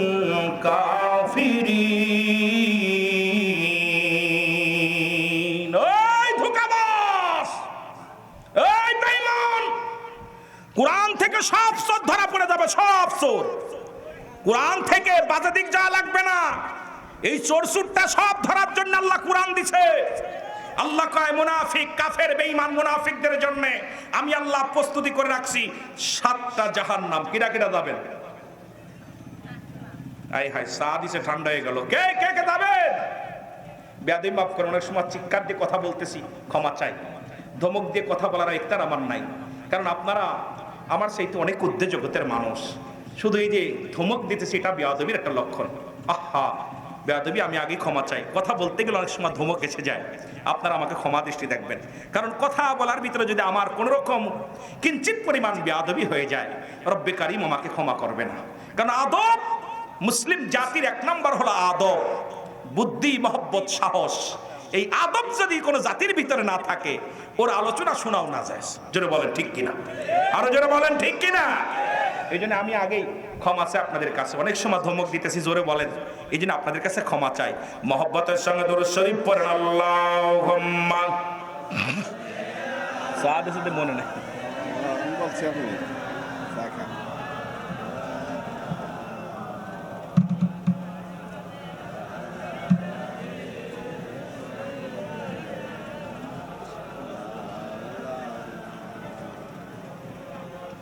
আমার মন বলতেছে আপনারা কষ্ট পাচ্ছেন।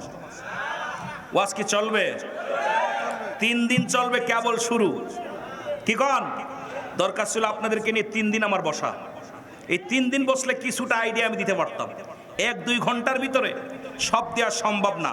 এই জন্য আমি আপনাদেরকে বলবো জোরে, যে যাদের ডায়াবেটিস আছে তারা খালি উঠবেন, ডায়াবেটিস ব্যতীত উঠবেন না। একজন যাচ্ছে আর 10 জনের ক্ষতি করতেছে। এই মুরব্বী, কবরে এখন আজরাইল সামনে বয়ে আছে, এখনো ভয় নাই। কথা বুঝেননি? ওই কুষ্টিয়ার লালন কি কইছে? ও তোর পিছে পিছে ঘুরছে সমন, কোন দিন গলায় পড়বে ভেরি, দেখ না মন ঝাঁক মারিয়ে দুনিয়াদারি, বলেন দেখ না মন।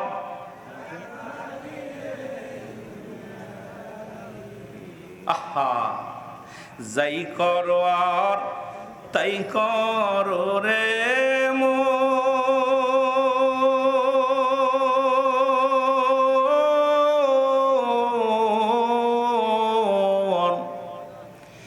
পিসের কথা রাইক স্মরণ বরাবরই, আদরের ভাই বোন দুগন,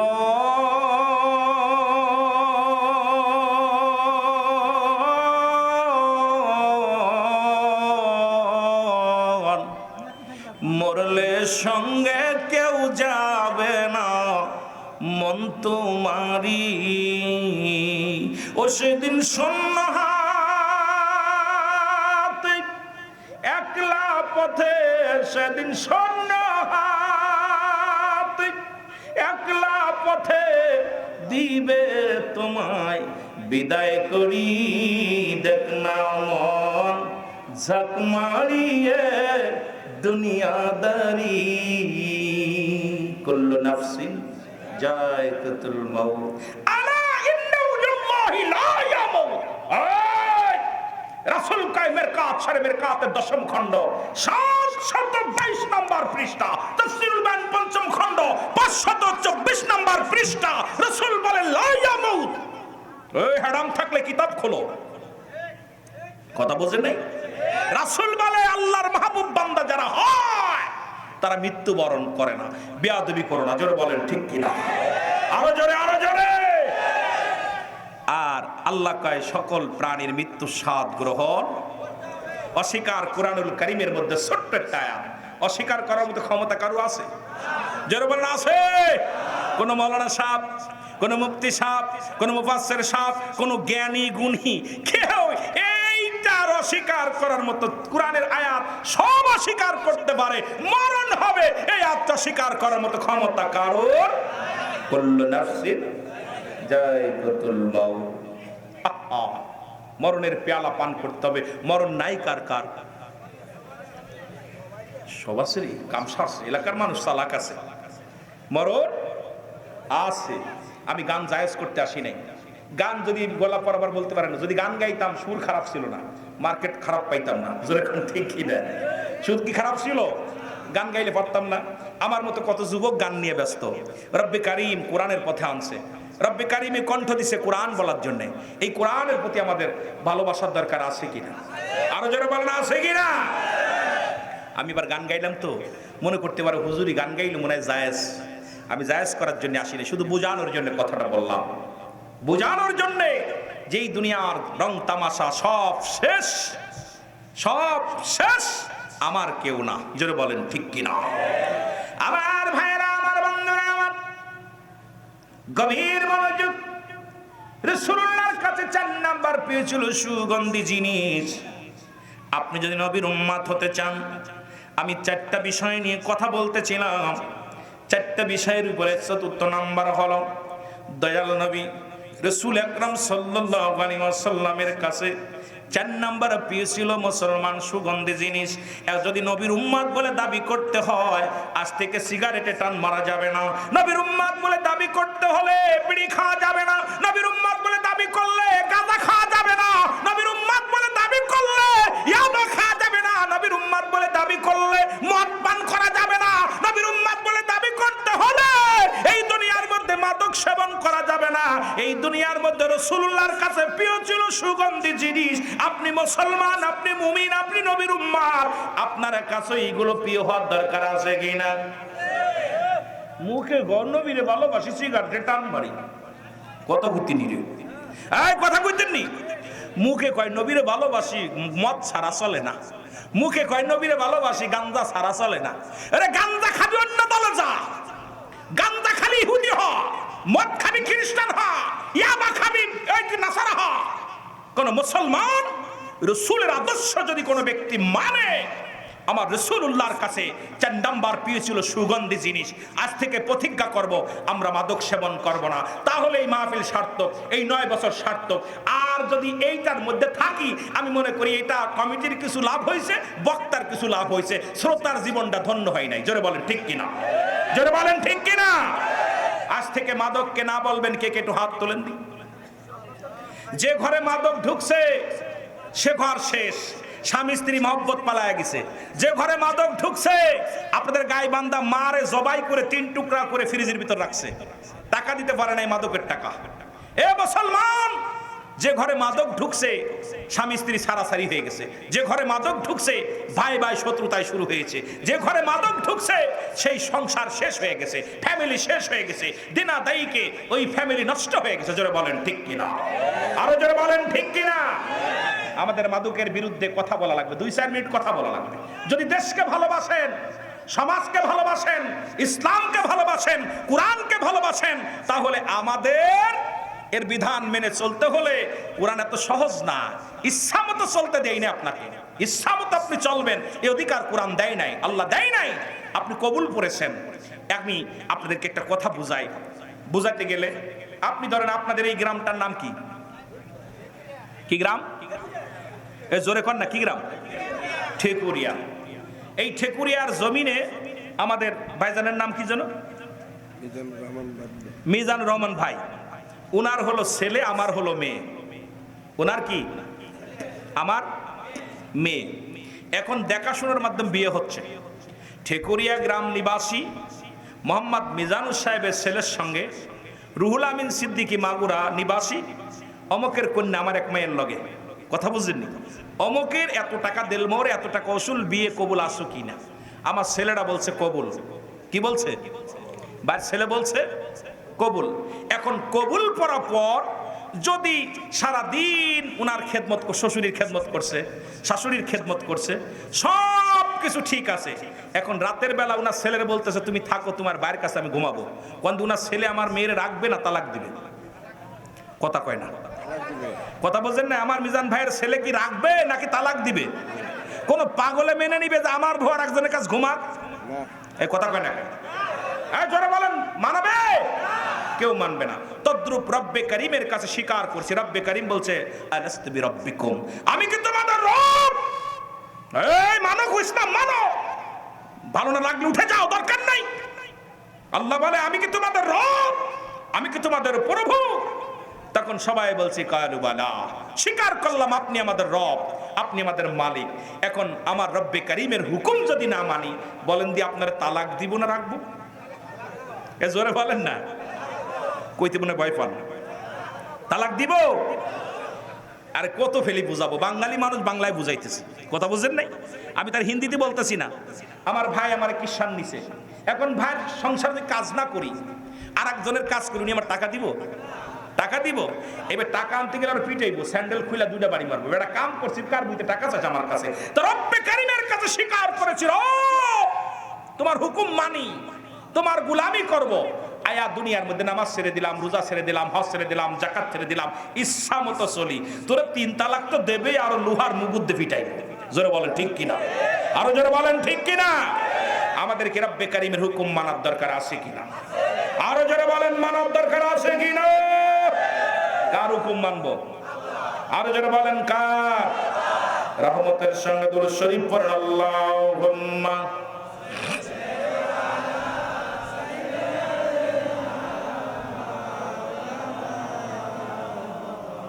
وعلى آل سيدنا। মুসলমান, কথাগুলো বলতে গেলে মনে পড়ে গেল যুবক ভাইরা, রাসূলের এক প্রিয় সাহাবী, যুবক সাহাবী। কি সাহাবী? যুবক সাহাবী। আমার যুবক বন্ধুরা বসে আছেন গো। রাসূলুল্লাহ বললেন, বেগানা নারীর চেহারা দেখা হারাম, বেগানা পুরুষের চেহারা দেখা হারাম। নবীর সাহাবী একজন যুবক সাহাবী রাসূলুল্লাহর পিছে সদা সর্বদা নামাজ আদায় করতেন। আর আমার এই নবীর সাহাবীর নাম, ও মুসলমান, হযরত সালাবা রাদিয়াল্লাহু তাআলা। জোরে জোরে বলেন মারহাবা। নাম কি? হযরত সালাবা রাদিয়াল্লাহু তাআলা। জোরে বলেন না মারহাবা। নবীর প্রিয় সাহাবী একজন যুবক। যুব সমাজের উদ্যোগে আজকের মাহফিল, যুবকদের ওয়াজ করে আসি, তারপরে দেখব অন্যদিকে। আস্তে আস্তে কোরআন থেকে সব আলোচনা আসবে, বাইর হবে। হযরত সালাবা রাসূলুল্লাহর পিছে নামাজ আদায় করে রে, নবীর পিছে সালাত আদায় করে, আমার নবীর পিছে নামাজগুলো আদায় করে আমার সাহাবী। হঠাৎ একদিন নামাজ শেষ করে বাড়ির দিকে যাইতেছিল, হঠাৎ একটা বাড়ির মধ্যে পর্দা, বাতাস আসিয়া পর্দা সরে গেল। ভিতরে একটা নারী গোসল করতেছিলেন। এই গোসল করা অবস্থায় হযরতে সালাবা রাদিয়াল্লাহু তাআলা দেখে ফেলেছে। চোখের ভিতরে মুসলমান নজরে চলে আসছে।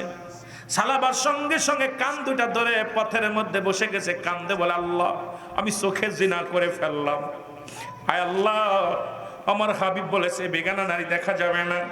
এখন আমি যে মেয়েটার গোসল করা অবস্থায় দেখে ফেললাম, এইটা যদি আমার নবী জানতে পারে রে, আমার নবী বড় কষ্ট পাবে, ইসলামের বড় আঘাত আসবে। আজকে বাবারা দুঃখের বিষয় কথাটা বলতে হয়, আজকে আমার কারণে যদি ইসলামের ক্ষতি হয় রে, আমি রুহুল আমিনের জন্য যদি ইসলামের ক্ষতি হয়, রব্বে কারীম আমারে ক্ষমা করবে না, রব্বে কারীম আমারে ক্ষমা করবে না। ওরে বক্তা, তোর জিহ্বা কাটবে আগুনের কাছে দিয়া রে। হযরত সালাবা সঙ্গে সঙ্গে চিন্তা করে, নবী গো, ও নবী, যদি আপনি আমার এই পাপের কথা জেনে যান, আমি কেমনে মুখ দেখাবো? না না, আমি আর রাসূলুল্লাহর মুখ দেখাবো না।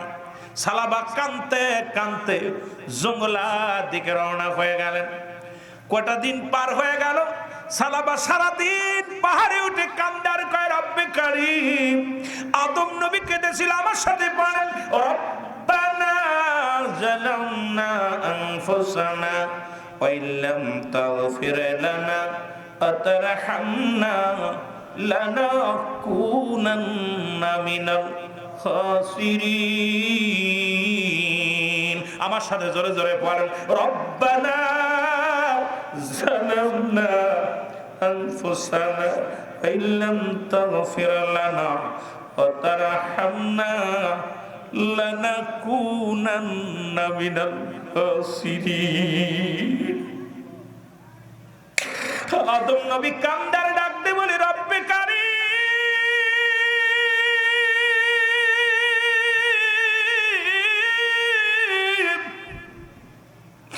আমি আদম জালিমদের অন্তর্ভুক্ত হয়ে গেছি, আমারে তুমি ক্ষমা করে দাও।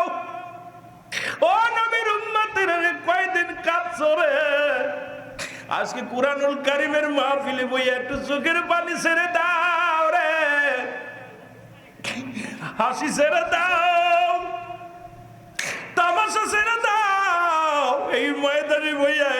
চোখের পানিগুলো ছেড়ে দাও। রব্বে কারিমের ডাক দে, বলো রব্বে কারিম,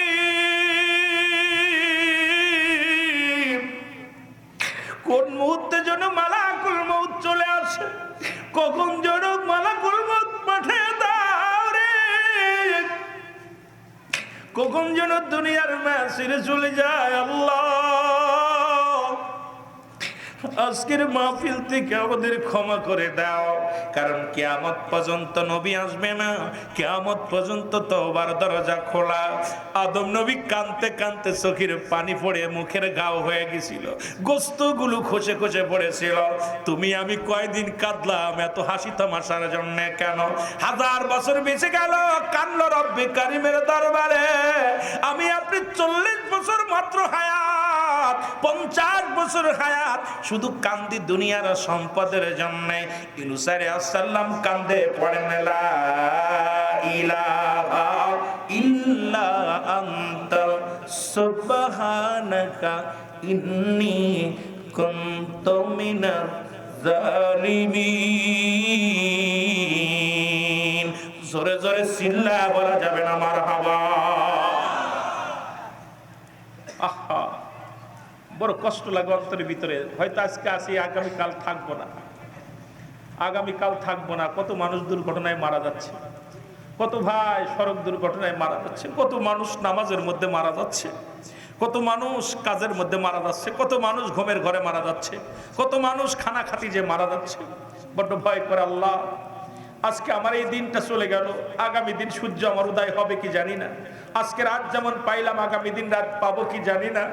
কারণ কখন যেন মালাকুল মউত চলে আসে, এই চিন্তা যদি মানুষের ভিতরে থাকে, এই মানুষটা তো কোনোদিন গীবত করতে পারে না, এই মানুষটা কোনোদিন অন্যায় করতে পারে না, জুলুম করতে পারে না, ব্যভিচার করতে পারে না। এই যে মানুষটার অন্তর কাঁদে পাপের ভয়, কিন্তু আমাদের অন্তর এমন ভাবে মরমরে পাথরের মতো হয়ে গেছে, আমাদের অন্তর কাঁদে না, ভয় নাই। এই জন্য আল্লাহ উলাইকা আলা হুদাম মির রাব্বিহিম ওয়া উলাইকা হুমুল মুফলিহুন। ইন্নাল্লাযীনা কাফারু, নিশ্চয়ই যারা কুফরি করে রে, এই ধোঁকাবাজ বেঈমান চোর, কুফরি করতে করতে এমন একটা পর্যায়ে চলে গেছে, ওদের অন্তরের ভিতর আল্লাহ মোহর মেরে দিয়েছে। জোরে বলেন ঠিক কিনা, আরো জোরে বলেন ঠিক কিনা। এই আয়াতগুলো এত সুন্দর সুন্দর আয়াত, এত সুন্দর সুন্দর আলোচনা, কিন্তু আমরা করি না, কারণ নিজের স্বার্থ হাসিলের জন্য সব আলোচনা। নো ভাই নো, ইসলামের স্বার্থ আলোচনা করো, কোরআনের স্বার্থ আলোচনা করো, জাতির স্বার্থ আলোচনা করো, দেখবে শান্তি, সমাজ শান্তি পাবে, মানুষ শান্তি পাবে, সুখ আসবে, শান্তিতে মানুষ বসবাস করতে পারবে। জোরে বলেন ঠিক কিনা, আরো জোরে বলেন ঠিক কিনা। কষ্ট হচ্ছে আপনাদের? আওয়াজ কমে যাচ্ছে, কিছু মানুষ ওঠা শুরু করছে। আমি আপনাদের বেশি কষ্ট দিব না, এই সামান্য আর অল্প সময় হয়তো আলোচনা করব। আয় হায়, বাইজাও গেছে বা 11:40 বাইজা গেছে, হয়তো 12টা পর্যন্ত উদ্যে আলোচনা করব। 3 দিন ব্যাপী তো আপনাদের যত ধৈর্য ধরে বসে থাকলে আলোচনা করব, না হলে আমিন। কারণ কর্তৃপক্ষ আমাকে বলে নাই যে হুজুর আপনি 3টা পর্যন্ত ওয়াজ করবেন। আমার কর্তৃপক্ষ ভাই অনেক ভালো, কমিটির ভাইরা অনেক ভালো, আমাকে বলে নাই। আমি বললাম ভাই কোনো সাবজেক্ট আসেনি, কয় না ভাই আপনার ইচ্ছা মর্জি। সুতরাং আমিও আপনাদের কিছু জ্ঞান, একদম ক্লাস 1-এর যে জ্ঞান, সেই জ্ঞানটা আপনাকে দিতেছে। আমি টুর ক্লাস পড়ার জ্ঞান আমার নাই, এই জন্য আমি তো এত বড় জ্ঞানী না।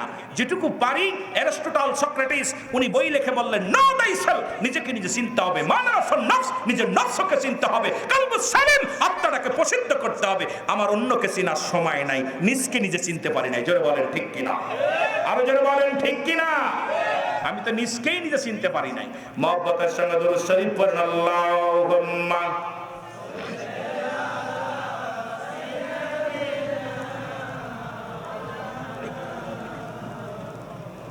وعلى آل سيدنا হযরত সালাবা রাদিয়াল্লাহু তাআলা উনি কি করলেন? রওনা দিয়ে চলে গেলেন পাহাড়ের মধ্যে।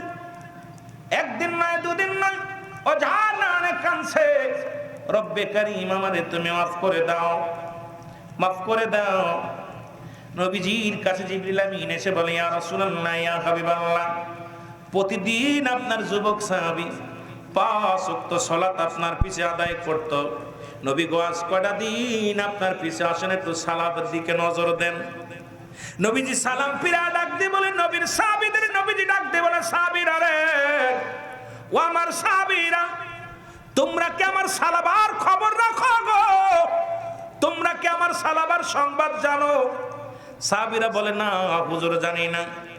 নবীজি বললেন, সাহাবীরা রে, খবর নাও, আমার সালাবাজে আজ কদিন নামাজে আসে না, একটু খবর নাও, তাড়াতাড়ি খবর নাও। বাড়িতে খবর নেওয়া হলো।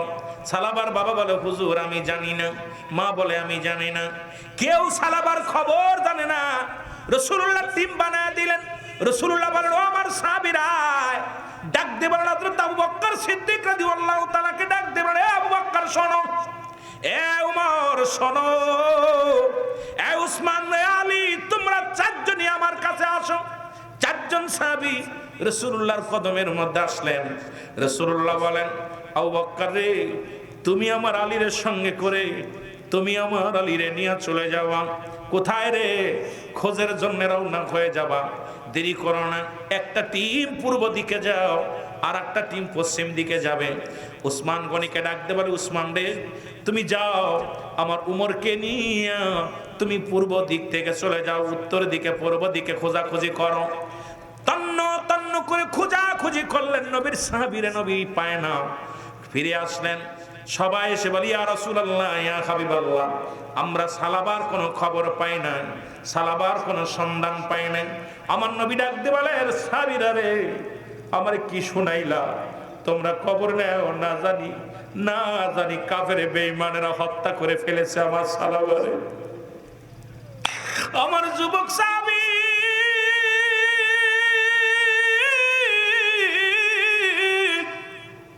না জানি আমার সাহাবীরে হত্যা করে মেরে ফেলেছে। খবর নাও, বন জঙ্গল সব জায়গায় খবর নাও।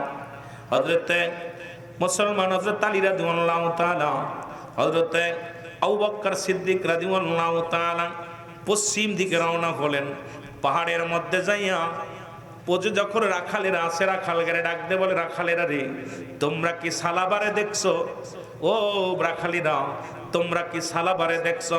রাখালেরা বলে, ভাই সালাবারে তো আমরা চিনি না, তবে একজন যুবক মানুষ, একটা যুবক, তরতাজা যুবক, আজ কটা দিন হয়ে গেল পাহাড়ের উপরে বইয়া বইয়া চোখের পানিগুলো সারে কান্দে, আর ডাক দে বলে, রব্বে কারীম, আমি পাপী, আমারে তুমি মাফ করে দাও, আল্লাহ আমারে তুমি মাফ করে দাও।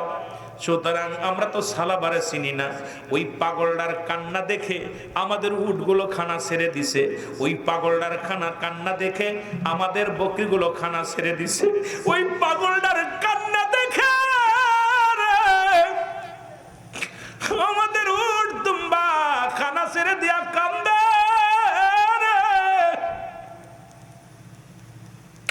হযরত আলী বলে, ভাই আবু বকর রে, চলো যাই, নিশ্চিত আমাদের সালাবা, কারণ সালাবার কান্দন দেখে রে বনের পশু গুলো খানা ছেড়ে দিছে।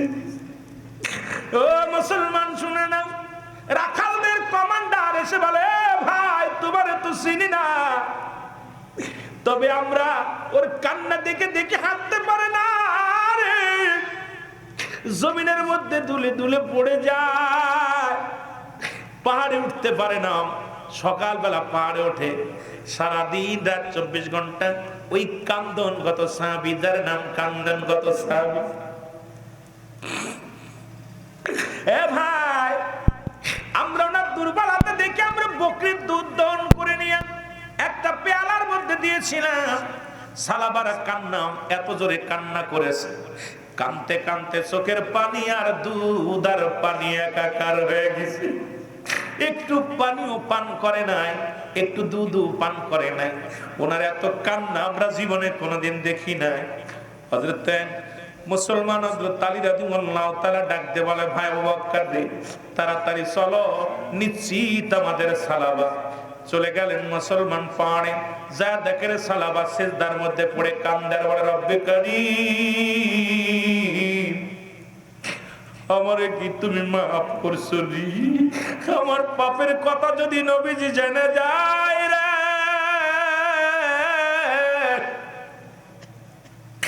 আমার পাপের কথা যদি আমার রব্বে কারীম যদি আমার হাবিবরে জানায় দেয়, আমি কেমনে মুখ দেখাইব রে? আমি ইসলামের মধ্যে থেকে এত বড় অপরাধ করলাম, রব্বি কারীমকে আমারে মাফ করছে এই বলিয়া কাঁদতে লাগলেন। পিছন থেকে যাইয়া হযরত আবু বকর সিদ্দিক ডাক দেয়, সালাবা রে, ও সালাবা। সালাবা সিজদা উঠাইলেন, উঠায় বলে, ভাই আবু বকর আপনি আইছেন? বলে, হ্যাঁ আমি আইছি। বলে, আবু বকর রে আগে বলো রে, ও ভাই আবু বকর, ও ভাই আলী আগে বলো, আমার পাপের কথা কি আমার নবী জেনে গেছে? জোরে জোরে চিল্লায় বলা যাবে না আল্লাহু আকবার। রে আমি পাপী অপরাধী মওলা, তোমার দয়া চাই। বলেন আমি পাপী। যারা পাপ করছেন তারা বলবেন, যাদের পাপ নাই তার দরকার নাই। আমার দেশে এক মন্ত্রী দেখছেন, এক মন্ত্রী কিছুদিন আগে দেখছিলাম, বলছে আমি আমিন বলি না, কারণ আমি কোনো পাপ করি নাই। ওর জুতা দিয়ে পিটানোর দরকার। কত বড় ফিরাউনের বংশ, ফিরাউনের বংশ, বলছে আমি পাপ করি না, আমি আমিন বলবো না। কত বড় বদ দেখছেন। নবী সাহাবীরা জান্নাতের সংবাদ শুনেও চোখের পানি ফেলে কাঁদছে। রাসূলুল্লাহ 10 জন সাহাবীকে জান্নাতের সংবাদ দিয়েছিল, তারাও জান্নাতে কেঁদেছে, শুধু কবরের ভয়ে, মরণের ভয়ে। আর ওই বদমাইশ আমার দেশের মন্ত্রী বলতেছে আমি কোনোদিন আমিন কইতাম না, আমি কোনো পাপ টাপ করিনি, আমার মুখী রাসূলের সুন্নাত নাই, দাড়ি নাই। ও মুখী নাই, দাড়ি, যার নাম ফিরাউনের বংশধর, সে কয় আমি পাপ করি নাই। কথা বুঝেননি? বড় কষ্ট লাগে এইসব জায়গা, এসব কথা শুনলেও কষ্ট লাগে, বলতে গেলেও কষ্ট লাগে। জোরে বলেন ঠিক কিনা? রে আমি পাপী অপরাধী মওলা, তোমার দয়া চাই। বলেন আমি পাপী। এর তুমি যদি না করো দয়া,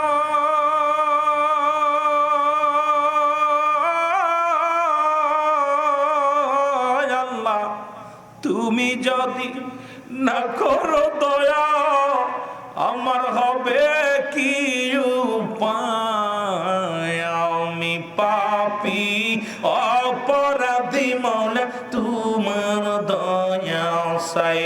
বলেন আমি পাপী।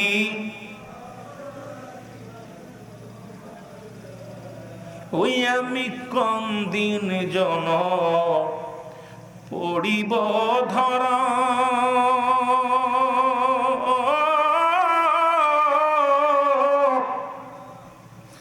যারা ছিল আপনজনে কেউ দিবে না রে পাহারা। ওরে যারা আমার আপন ছিল কেউ দিবে না পাহারা। অন্ধকারে নির্জন কবরে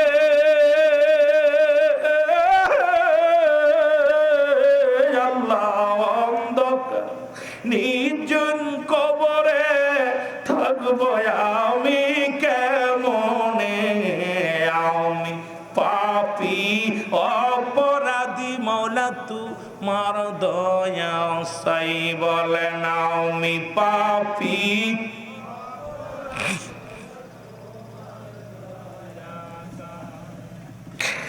আমি জনম ভরে করছি অপরাধ,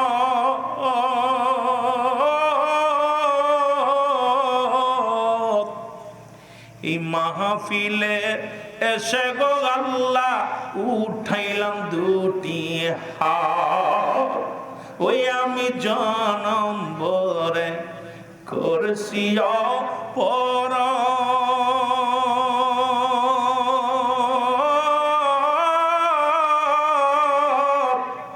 এই মাহফিলে এসে গো আল্লাহ উঠাইলাম দুটি হাত। ক্ষমা করো পাপী আমি আল্লাহ, ক্ষমা করো পাপী আমি, করুণা চাই তোমারি। বল পাপী আমি, করুণা চাই তোমারি। আমি পাপী। আরো জোরে বলেন আমি পাপী। এ দুনিয়ার মুসলমান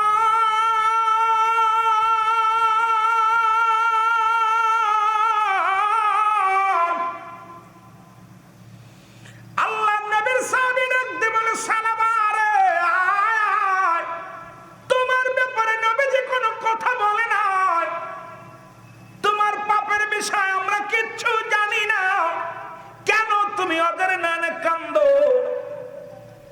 সালামা ডাকতে বলে ভাই আলী, তুমি বলো আমার রাসূল কি আমার বিষয়ে কিছু বলছেনি? এরে আমার নবীজি তোমাদের কাছে কিছু বলছেনি? কয় না। ও ভাই সালাবা চলো, রাসূলুল্লাহর কদমের মধ্যে নিয়ে আসলেন সালাবাকে। আমার নবীর কদমের মধ্যে সে ডাক দিয়ে বলি ইয়া রাসূলুল্লাহ, ইয়া হাবিবাল্লাহ, আমি গোলাম আপনার কদমের মধ্যে হাজির। আমার নবী কয় সালাবা রে তুমি কইছিলা?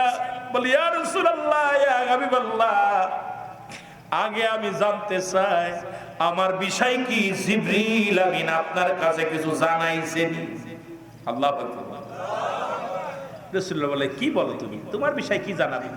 বলি ইয়া রাসূলুল্লাহ, আমি ওদিন আপনার পিছন থেকে নামাজ শেষ করে যখন বাড়ি যাইতেছিলাম, যাবার পথে একটা বাড়ি বলতে যাইতেছিলাম, হঠাৎ ওই বাড়ির পর্দাটা উঠে যায় আর একটা মেয়ে গোসল করতেছিল, অবস্থা আমি দেখে ফেলেছি। ইয়া রাসূলুল্লাহ, আমি তো বড় পাপ করে ফেলেছি, এই ভয়ে আমি আপনার সামনে আসি নাই। আমার আল্লাহ কি যদি আমার মাফ না করে, আমার আল্লাহ যদি আপনার জানিয়ে দেয়, আমি কি মুখ নিয়ে আপনার কাছে যাব? ইয়া রাসূলুল্লাহ, এই জন্য আমি পালাইছিলাম।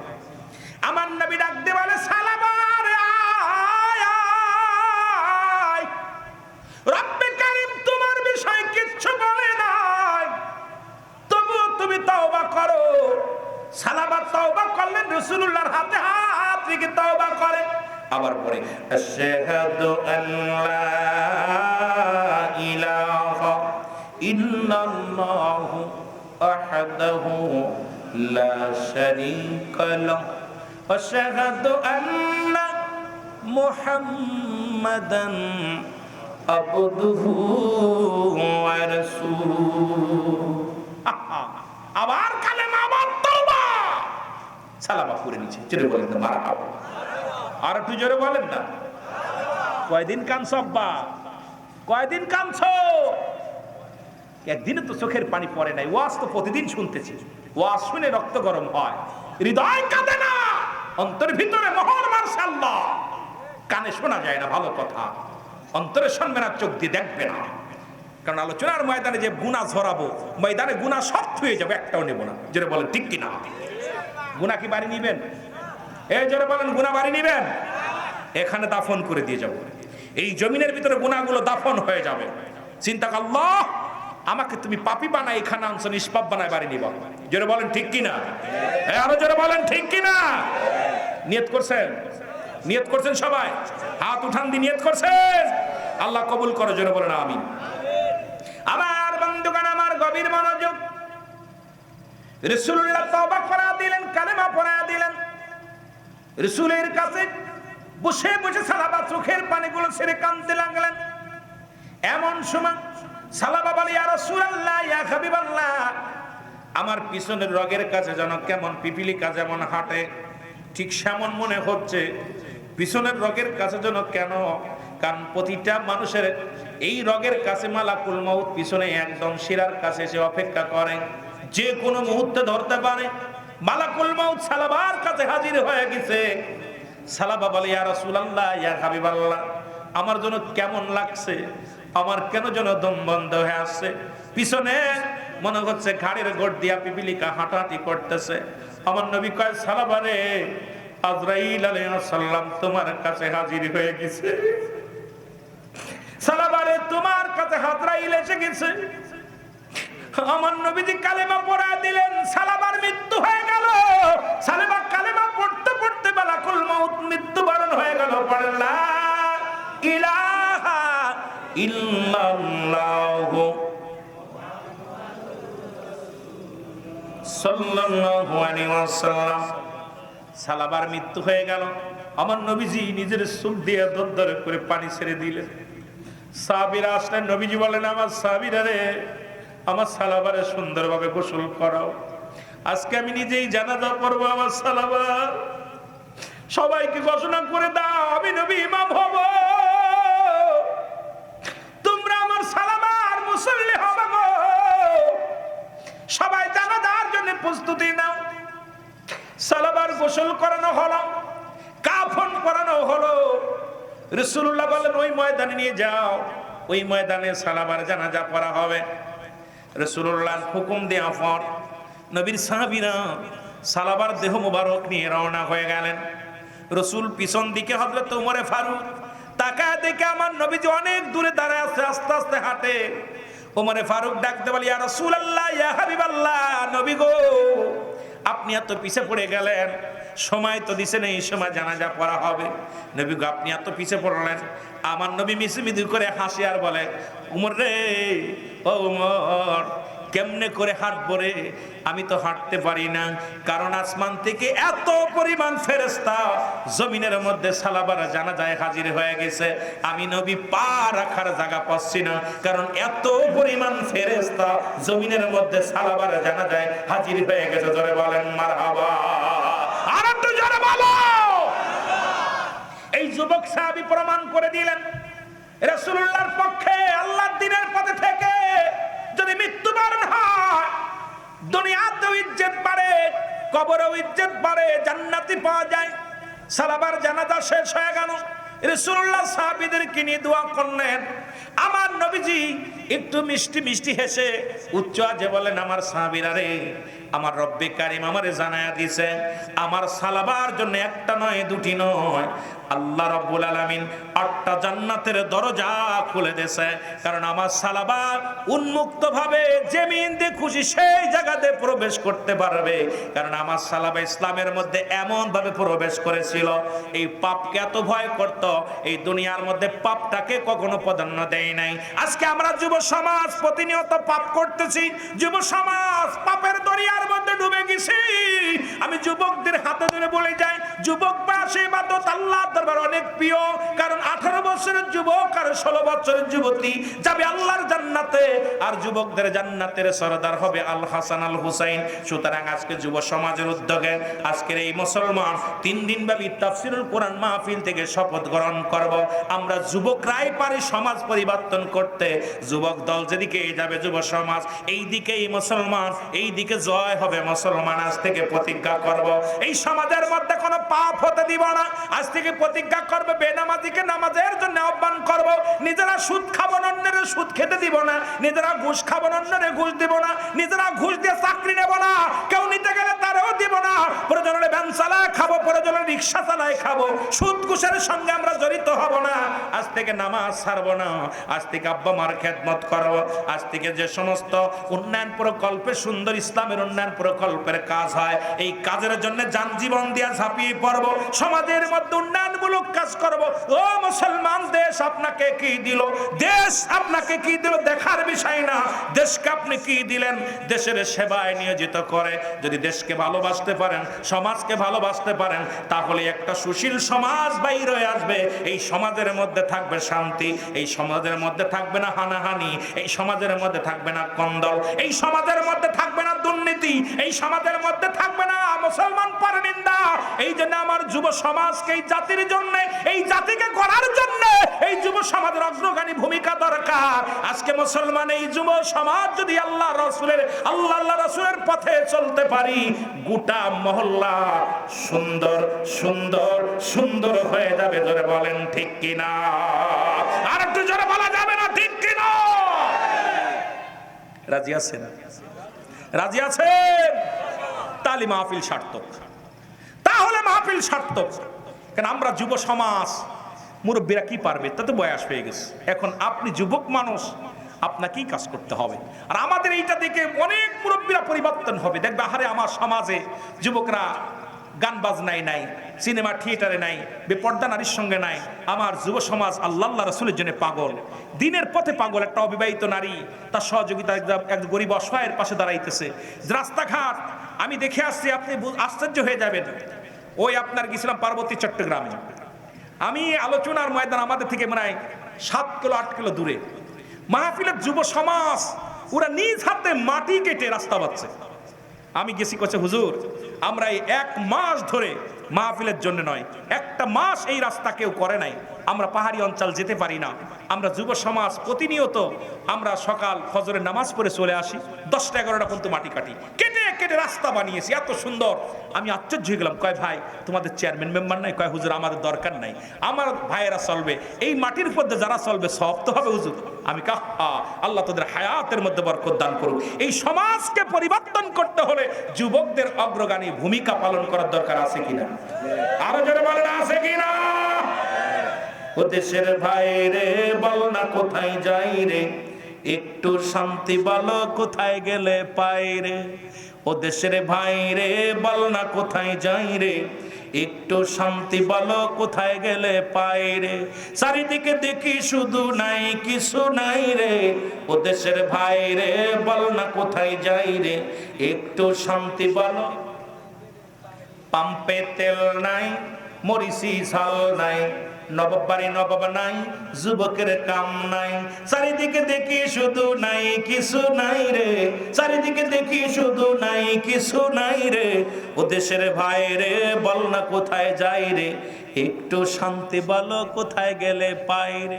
শান্তি পেতে হলে মসজিদিতে আয় রে, শান্তি পেতে হলে মাহফিলে আয় রে, শান্তি পেতে হলে পর্দা মেনে চল রে, শান্তি পেতে হলে কোরআন মেনে চল রে, শান্তি পেতে হলে হাদিস মেনে চল রে। জয় বলেন ঠিক কিনা?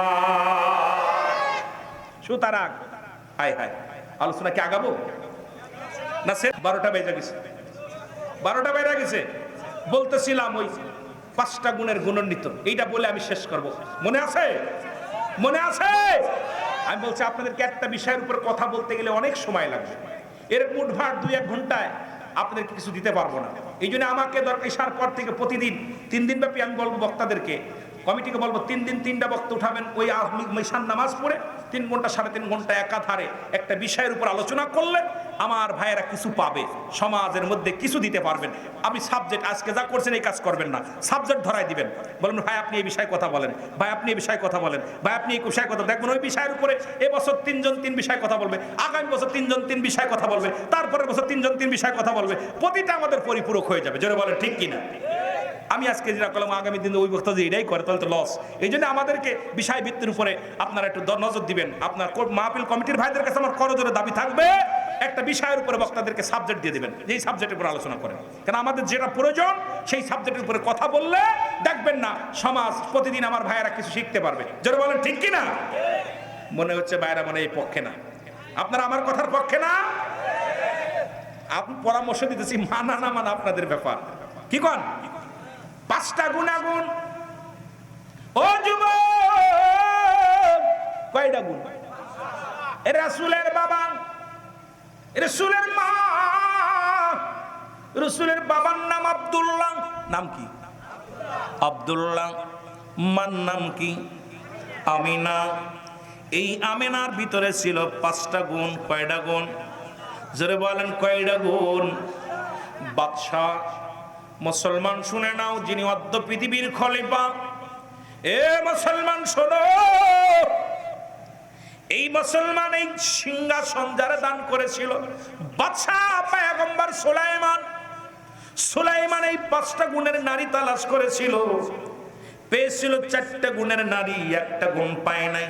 সারা পৃথিবী ঘুরে মাত্র 4টা গুণের নারী পেয়েছে। আমি আপনাদেরকে যারা বিয়ে করেন নাই একটু হাত তুলে দেখান, যারা বিয়ে করেন নাই, যারা বিয়ে করেন না একটু হাত তুলে দেখান, কারা কারা বিয়ে করেন নাই। এই বিয়ে করে নাই কিনা হাত তোলো,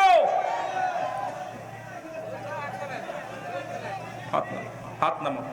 তোরা বাইরেই থাক, তোরা বাইরেই থাক, তোকে দরকার নাই।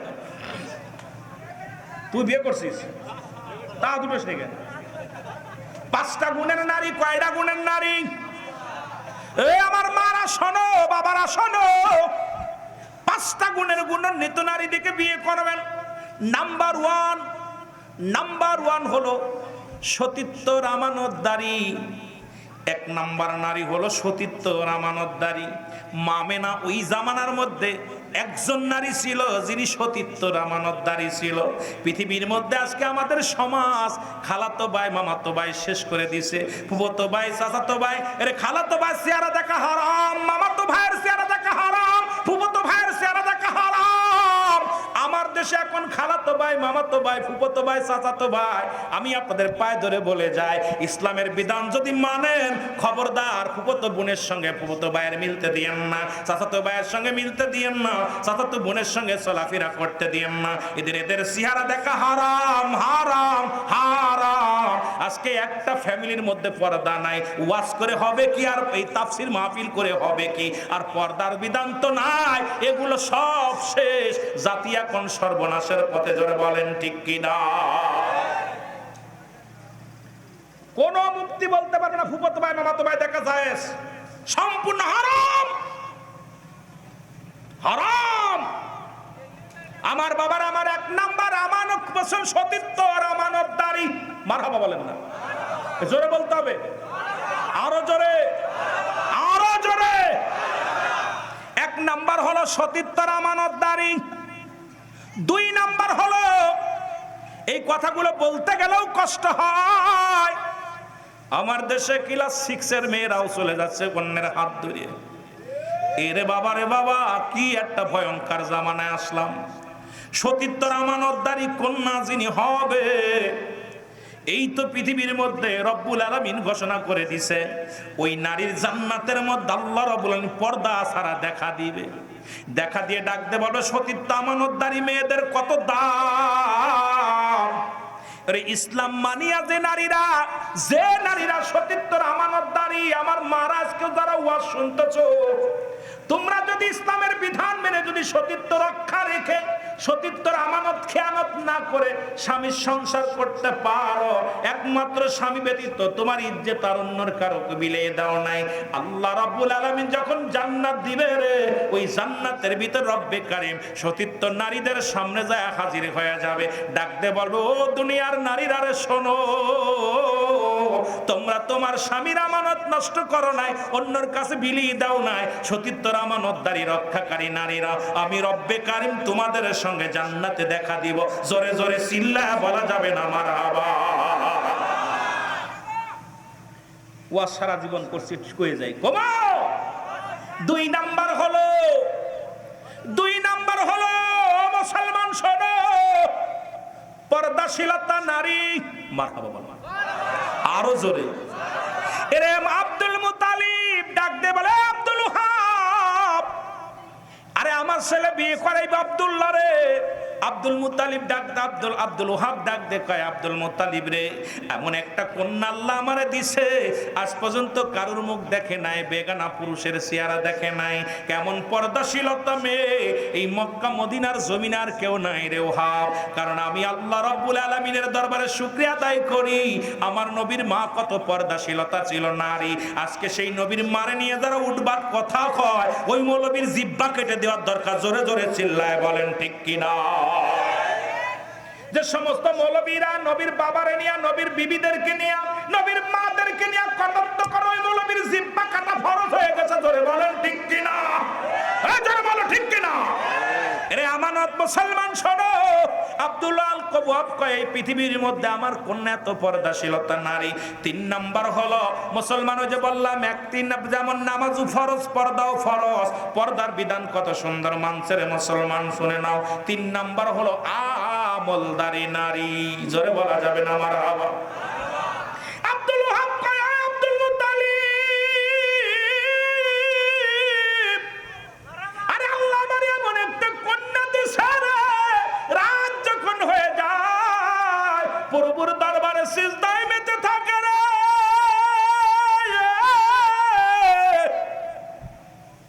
রব্বি কারীমের দরবারে চোখের পানি ফেলে কান্দে। এমন মায়ের গর্ভে থেকে আমার নবী আইছে রে, যেন তেন মা নয়, যুগশ্রেষ্ঠ মা। ওরে মুসলমান, এই মা জননীর গর্ভে থেকে রাহমাতুল লিল আলামিন আসছে। এরে মুসলমান, তিন নাম্বার হলো আমলদারি নারী। 4 নম্বর হলো মুসলমান রূপবতী গুণবতী। ও মুসলমান, যদি কোনো গুণবতী মেয়ে বিয়ে করেন, জীবনেও আপনার হাত ধরবে, আর কারোর হাত ধরবে না, জীবনেও পরক্রিয়া করবে না, কোনোদিন আপনার সংসারে কষ্ট দিবে না, কোনোদিন স্বামীর দুর্নাম কোনোদিন কারোর কাছে বলবে না। কোন মুসলমান, নবীজি বললেন, মুসলমান যখন নবীজি মিরাজে গেলেন, আম্মা জান আয়েশা সিদ্দিকাকে বলে, আয়েশা রে শোনো, কারণ আমি নবীজি দেখে এসেছি অধিক পরিমাণ নারী জাহান্নামের মধ্যে ঘোরে। আমার নবীজিকে বললেন, ইয়া রাসূলুল্লাহ, ইয়া হাবিবাল্লাহ, জাহান্নামে কেন? আমার নবী আয়েশা রে, ওই সমস্ত নারীরা হলো স্বামীর লানত করত। নবীজির বিবি ডাকতে বলে, আম্মা জান আয়েশা, ইয়া রাসূলুল্লাহ, ইয়া হাবিবাল্লাহ, লানত কাকে বলে? আমার নবী কয়, যারা এই দুনিয়ার মধ্যে স্বামীর দুর্নাম করে, স্বামীকে অভিশাপ দেয়, স্বামীকে গালি দেয়। যে সমস্ত নারীরা স্বামীর দুর্নাম করে, যে সমস্ত নারীরা স্বামীকে গালি দেয়, যে সমস্ত নারীরা স্বামীর দুর্নাম মানুষের কাছে বলে বেড়ায়, সে যদি কাবা শরীফে 1000 বার যায়, সব কবুল হবে না। রোজা কবুল হবে না, যাকাত কবুল হবে না, হজ কবুল হবে না। ওরে আপনাদের এলাকায় যদি এমন মেয়ে থাকে, আজকে যদি তওবা না করে, ওর কপাল পুরা। স্বামীর পায়ের মুসলমান স্বামীর প্রতি অকৃতজ্ঞতা যারা স্বীকার করে, এর মতো কপাল পুরা মায়া মানুষ আর জগতের মধ্যে নাই। জোরে বলেন ঠিক কি না? কত আছে, কত শেষ করা যায় না। এই 2-4 ঘন্টায় কি শেষ করা সম্ভব? ও মুসলমান শোনো, ও যুবক, তেলের কান্ডা লাগা শোনো। এই জন্য যদি কোন গুণবতী রূপবতী মেয়ে হয়, দেখতে সুন্দর নাই, তার ভিতরে গুণ আছে, সে কোনোদিন স্বামীর মুখটা হাসাবে না, বাবার মুখটা হাসাবে না, ভাইয়ের মুখটা হাসাবে না। স্বামী দাঁতে কামড় দিয়ে পড়ে থাকবে, জীবনে জৈবনের চিন্তা করবে না। চিন্তা করবে আদর্শ, চিন্তা করবে মুসলমান সমাজের, চিন্তা করবে আব্বা মার মুখের দিকে তাকায়, আল্লাহ, আমি যদি অন্যর হাত ধরে চলে যাই, আমার আব্বা কষ্ট পাবে, মা কষ্ট পাবে, আমার স্বামী আমার শ্বশুর শাশুড়ি অপমানিত হবে, ও জীবন ভরে কষ্ট করবে, জীবনেও কষ্টের কথা কাউকে বলবে না। এই জন্য আদর্শবান মুসলমান গুণবতী রূপবতী মেয়ে বিয়ে করবা। 5 নাম্বার হলো আদর্শবান সন্তানের কন্যা। ওরে মুসলমান, আজ থেকে প্রতিজ্ঞা করবা, গাঁজাখোরের মেয়ে বিয়ে করবো না, মদখোরের মেয়ে বিয়ে করবো না, ইয়াবাখোরের মেয়ে বিয়ে করবো না, সুদখোরের মেয়ে বিয়ে করবো না, ঘুষখোরের মেয়ে বিয়ে করবো না। ওই সুদখোরের মেয়ে কোনোদিন ভালো হতে পারে না, সুদখোরের সন্তান কোনোদিন ভালো হতে পারে না, গাঁজাখোরের সন্তান ভালো হতে পারে না, মদখোরের সন্তান ভালো হতে পারে না। ওই যে মদ, সুদখোর, ঘুষখোর, জিনাখোর, ব্যভিচার করে সন্তানাদি কোনোদিন ভালো হওয়া সম্ভব নয়, কারণ রক্ত বয়ে যায় ওর দেহের মধ্যে, ওদের চরিত্র কখনো ভালো হতে পারে না। এই জন্য আজ থেকে প্রতিজ্ঞা করব, যদি প্রয়োজন হলে ভ্যান চালকের মেয়ে বিয়ে করব, রিক্সা চালকের মেয়ে বিয়ে করব, কোন গাঁজাখোর, লম্পট, ঘুষখোর, মদখোর, ওই মুসলমান নিশাখোরের মেয়ে বিয়ে করব না। কে কে রাজি আছে একটু হাত দুখানে তুলে দেখা। যারা করেছি তো তারা ঠকে গেছি। ঠিক আছে, আর দরকার নাই, একটাই যথেষ্ট, আর দরকার নাই, একটা করছে আলহামদুলিল্লাহ।